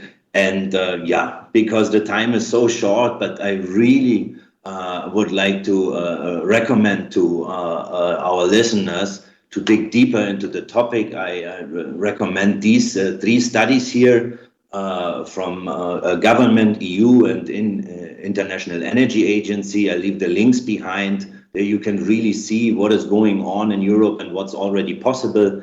And to see what is the opinion of the industry, I leave the 2 roadmaps of the cement industry in Europe and the roadmap of the steel industry here with the link. And with this, I would like to thank you, and looking forward to the further discussion. Thank you, Mr. Tobias, very much for presenting the developments on the Europe side in both these sectors. It's quite significant that Europe has already started thinking in terms of green steel, border adjustment of carbon taxes, and the use of emissions trading mechanism in the steel sector to be able to reduce the emissions. So it's quite clear from these 3 presentations that there are different pathways which different segments of industry are attempting to reduce emissions and achieve a likely goal of net zero in future. The time frames, of course, differ. So let's now go over to the panelists to understand how they look at these emerging developments and the challenges in both the industry, the steel and the cement sector in India. We have a very distinguished panel of 5 speakers today. I have Ms. Madhulika Sharma, who is the Chief Corporate Sustainability of the Tata Steel Limited, Mr. Uday Gupta, who is MD of Managing Director of Azunik Metallics Limited, another major steel manufacturer, Mr. Arvind Bodhanka, Joint Executive President and Chief Sustainability Officer with Ultratech Cement, Mr. Dr. Ajay Mathur,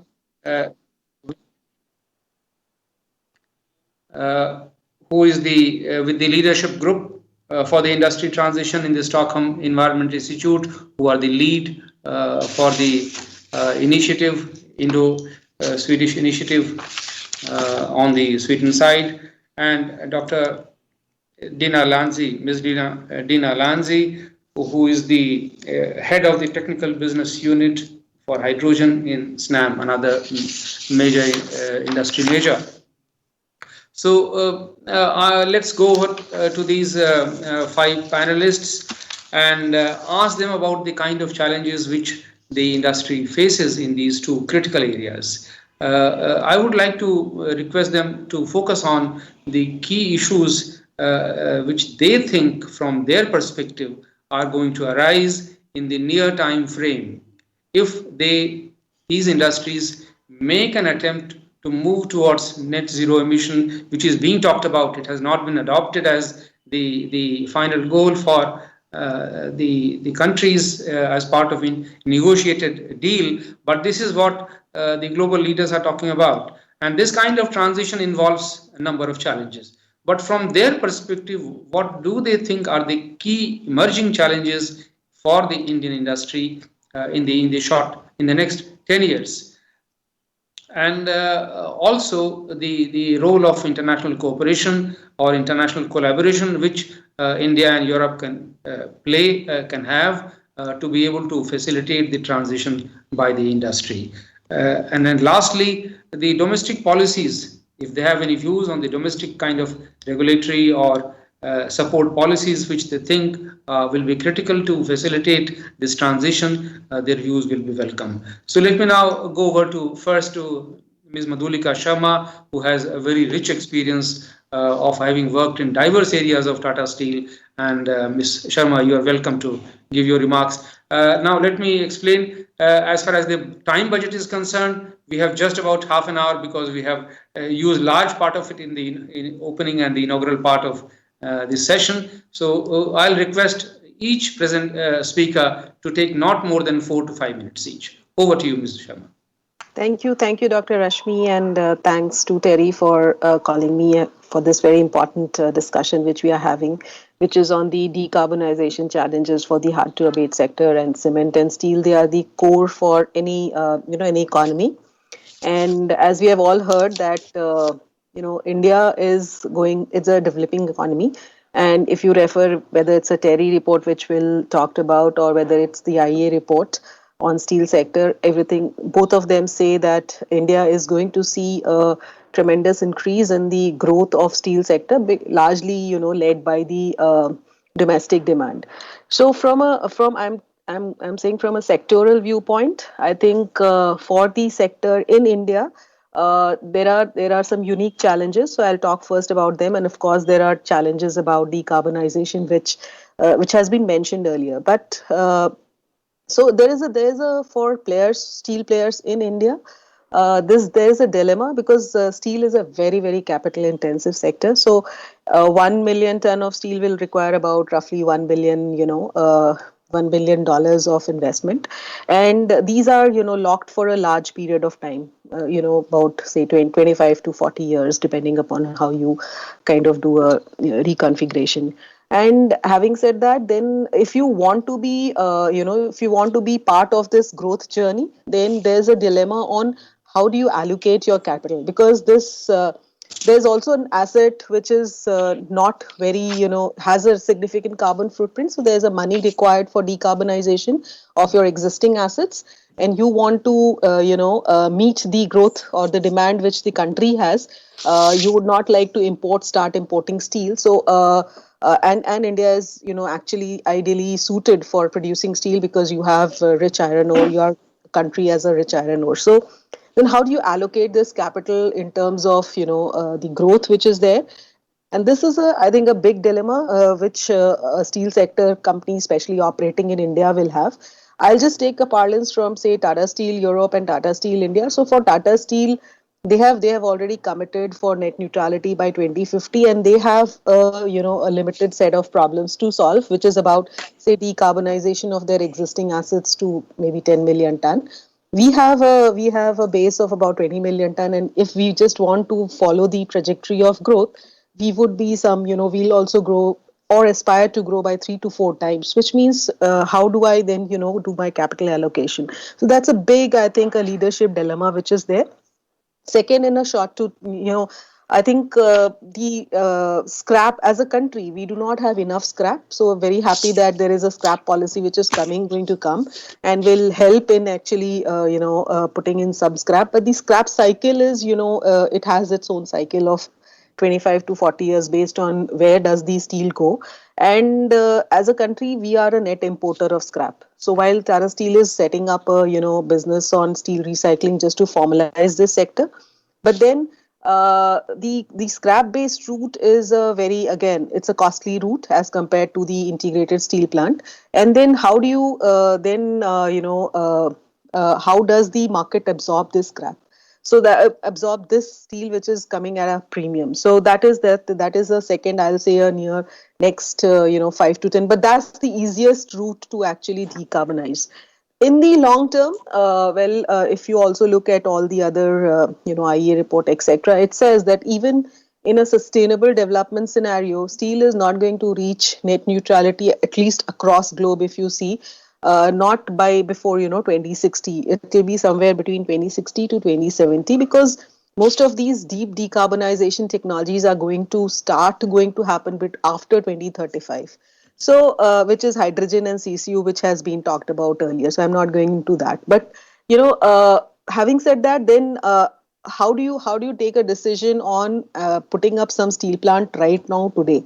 So that's, I think, one of the moot points. Of course, on the enabler side, all these technologies in Europe, they are more at a pilot stage. We are also doing some pilots in India, but then the cost, which was already shared, earlier, these costs are humongous, and the demand for this kind of steel, the appetite for this kind of steel is not there.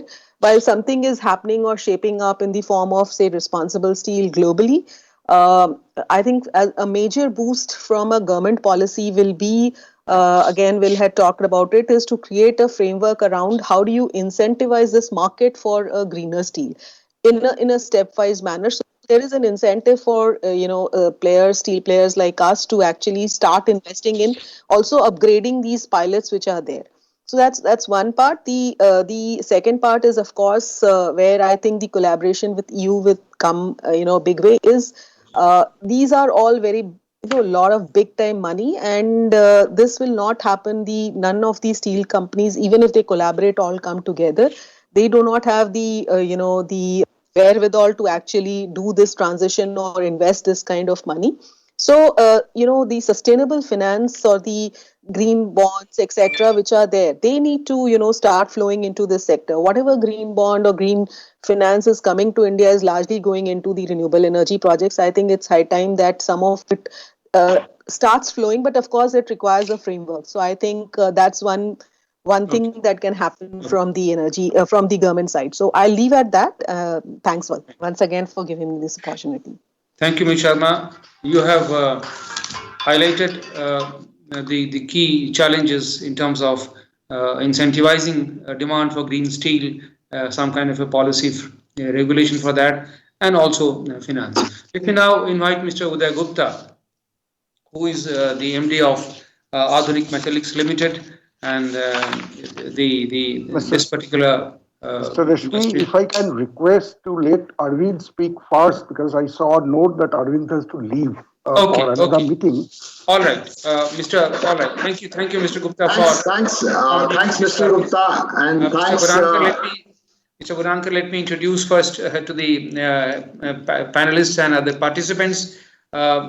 You are representing Ultratech Cement, and you have almost 30 years of experience in sustainability, and we will look forward to your thoughts about how the cement sector is grappling with this issue. And if you can focus your thoughts on the kind of policy framework, the immediate challenges which you see in the future for in the next 10 years, and what international collaborative exercises you think will help the transition in your industry in about 4 to 5 years. Thanks, Mr. Rashmi, and thanks, Mr. Gupta. My colleague in GCCA, Mr. Kaustubh, has already talked about, and Madhulika also talked, my colleague, of course, in Tata's. Cement, all of you know that it's a hard-to-abate sector, and the CO2 emissions largely comes from the calcination process. While there are 3 routes from where CO2 emission happens, the first one is calcination, which is about 60%, 30% comes from the fuel, and 10% comes from the electricity or the power which is used. As far as electricity is concerned, it's a low-hanging fruit, and most of the cement industry have a roadmap for renewable energy. My company also have a roadmap, and very soon we'll be 34% moving on to the renewable energy. As far as fuel is concerned, a lot of fuel switch measures are being taken. We are trying to move to biomass. We are trying to move to low emission factor fuels, and trying to replace the conventional coal type of fuel. And but the major challenge comes from the calcination route.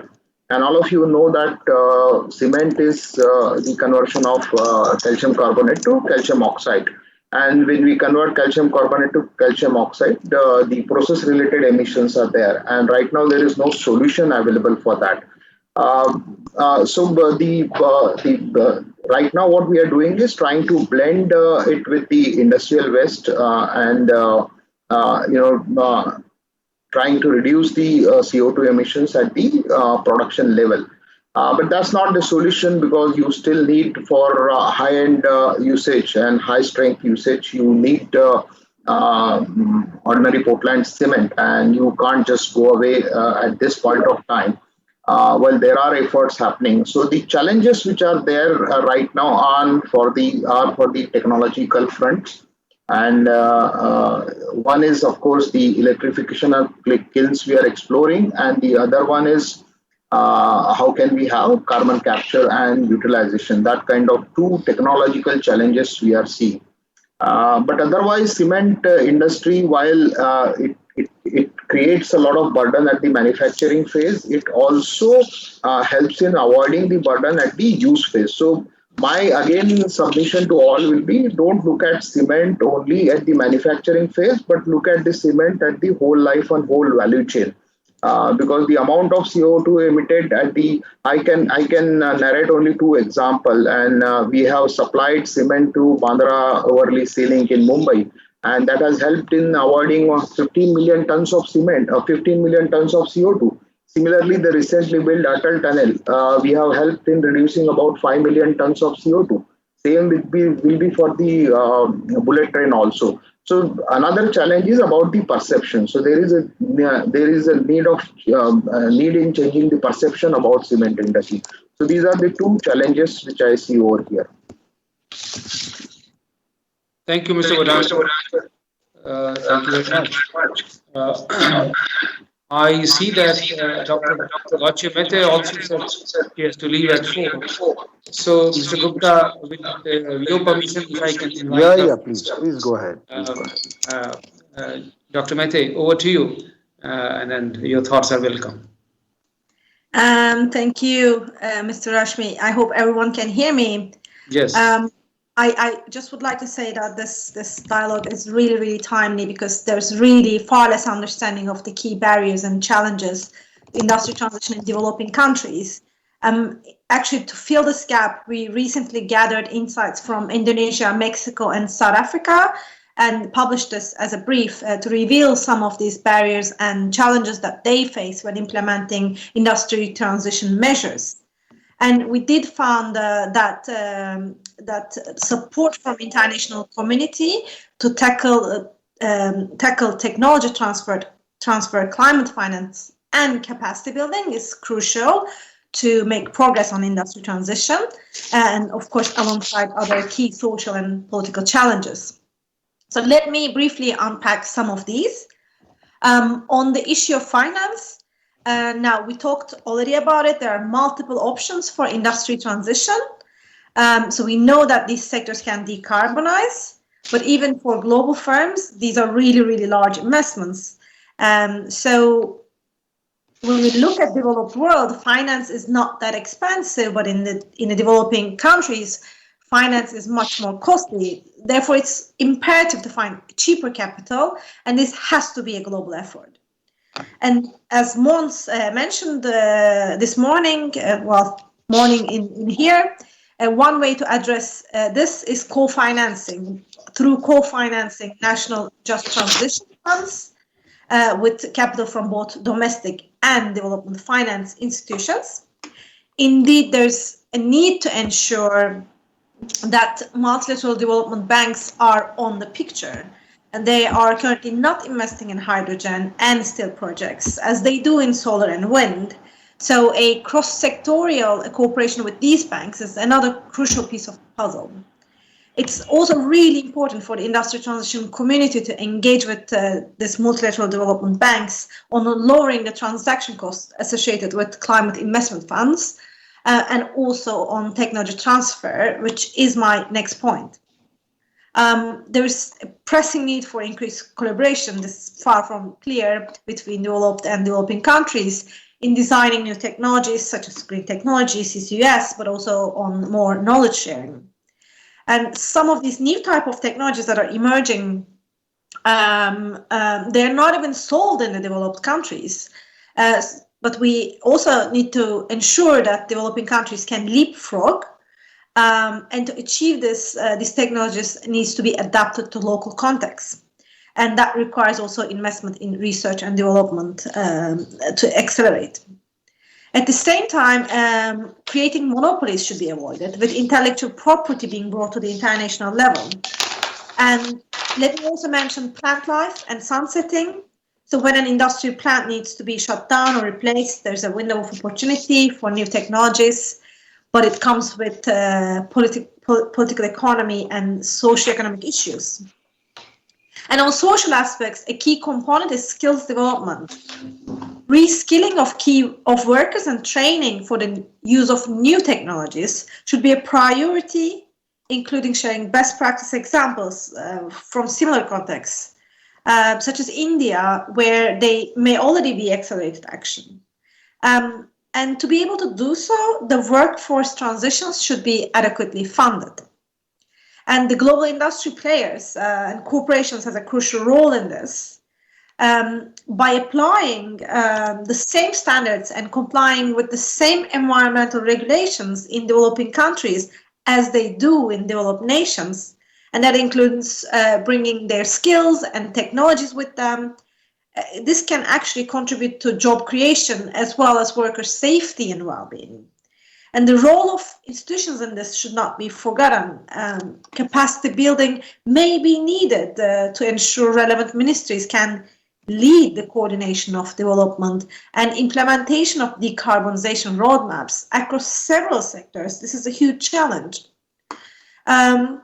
And in that, I would like to mention that this year, a LEADED Secretariat will launch an interactive how-to guide for decarbonization roadmaps, and we will work together with local partners that we're currently looking to identify to support and assist the road mapping process in several developing countries.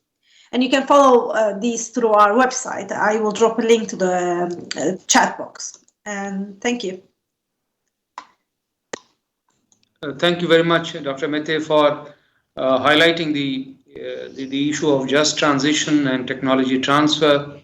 You said that solutions in finance are available, but of course we will need to collaborate much closely to bring the co-financing at the heart of future investments. Thank you very much. Mr. Uday Gupta, let me now go over to you and invite you for your thoughts. Yeah, thank you, Mr. Rashmi, and Good afternoon once again to all the dignitaries, the industry leaders, colleagues, associates, friends, ladies and gentlemen. There is a bad news. It's a hard to abate sector, but follows by a good news. It's possible to abate. And the headline news keeps on saying the time is now, while we are at the threshold of crossing the temporal milestone.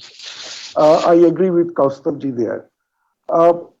Coming to just a short introduction, I represent Adhunik Metallics Limited, an integrated steel plant which is in the eastern part of India.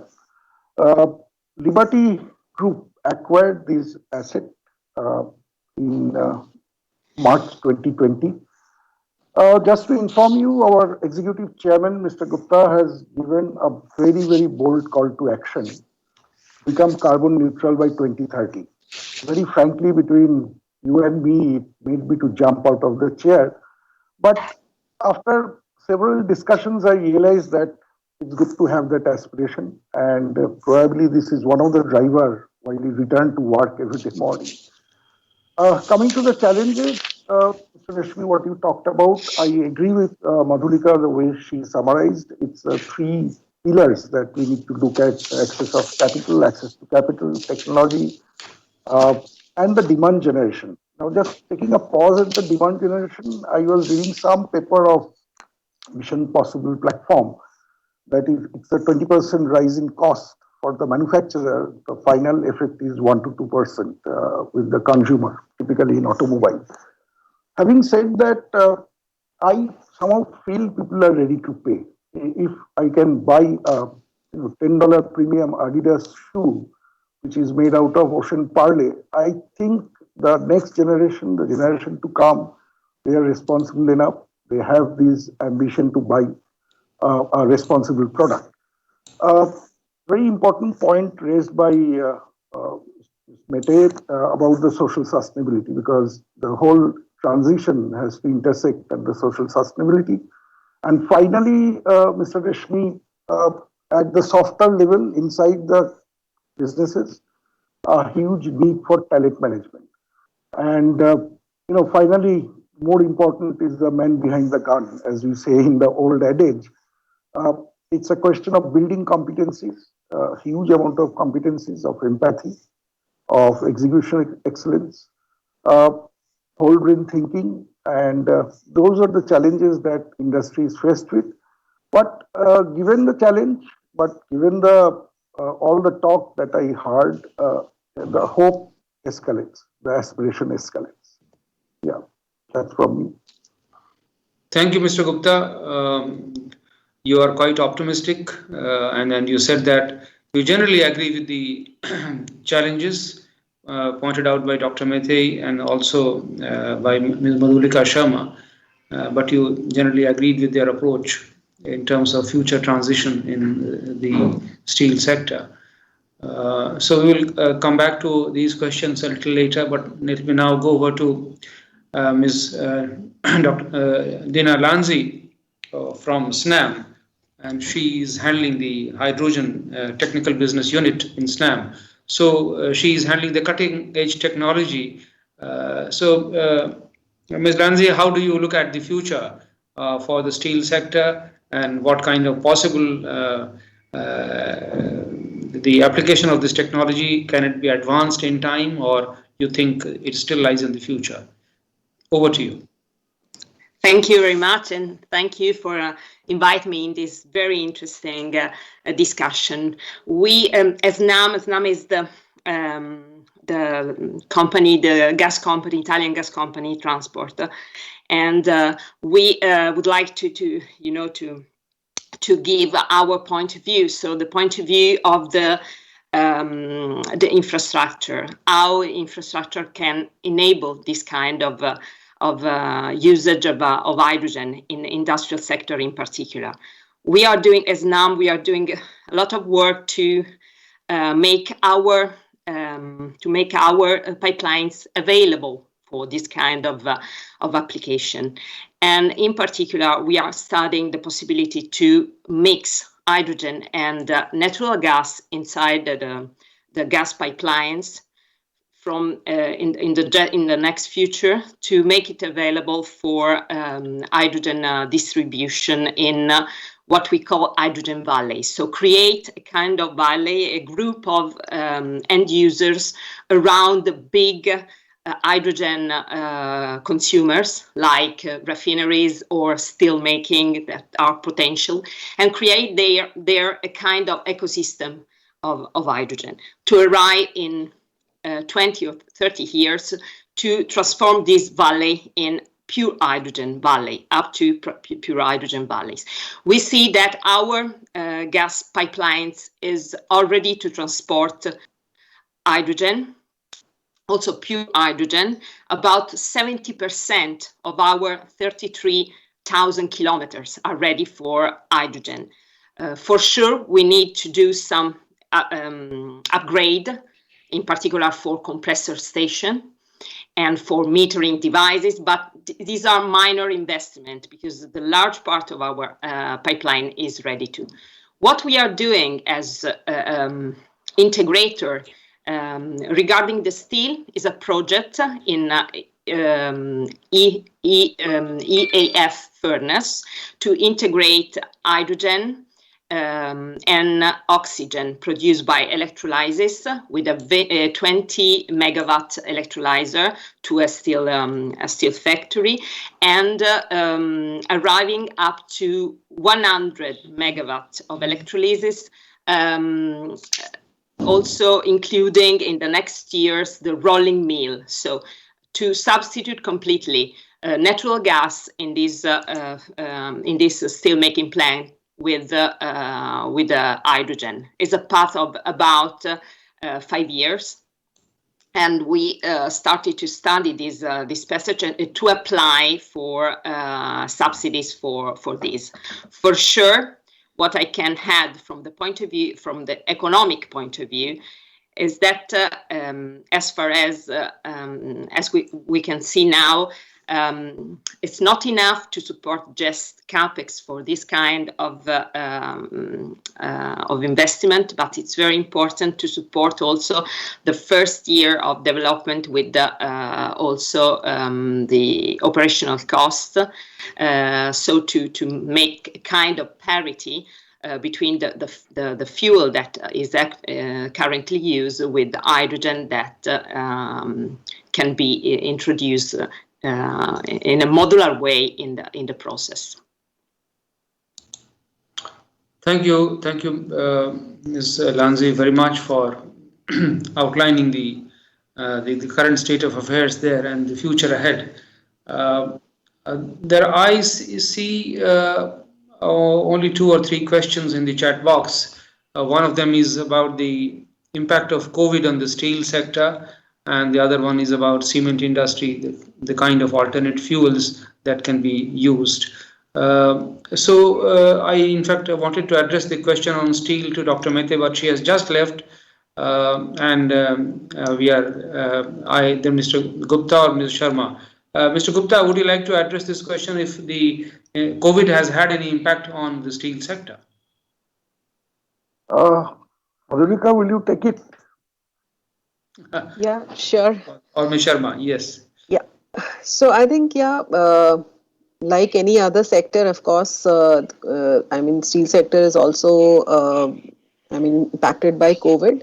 Initially, during the strict lockdowns, it was difficult to maintain the supply chain because, again, for an integrated steel plant, you not only people need to come, but of course, you also need the raw material. So 1 ton of steel will need 3 tons of raw material, which comes through either rail or road, and then you have to ship that because you cannot keep holding such large stock. So that was on the reduced productions, and you cannot close down such big capital assets. So that was a reduced production. And of course, the other part was on the it is still quite a lot of things are done manually, though there's a lot of automation which is happening. But then, how do you create or how do you segregate people so that there is minimum amount of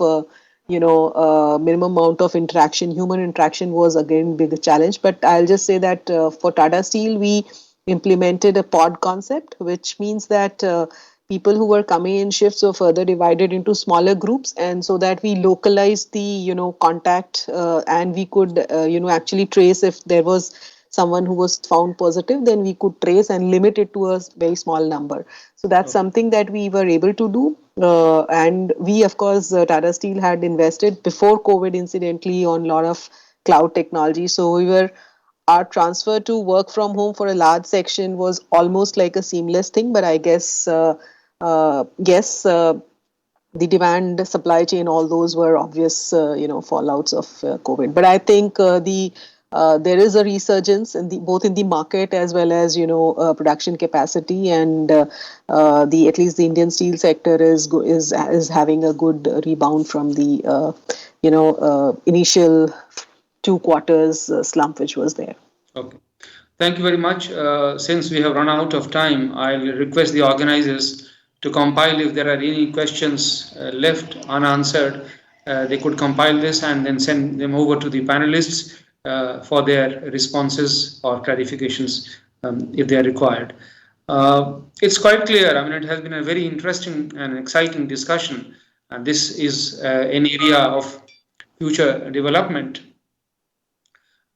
So the challenges are many, but there are also opportunities here. And from the inputs given by all the panelists, it's clear that we need some kind of a regulatory and framework and some kind of incentivization for this kind of demand to be generated in the steel industry.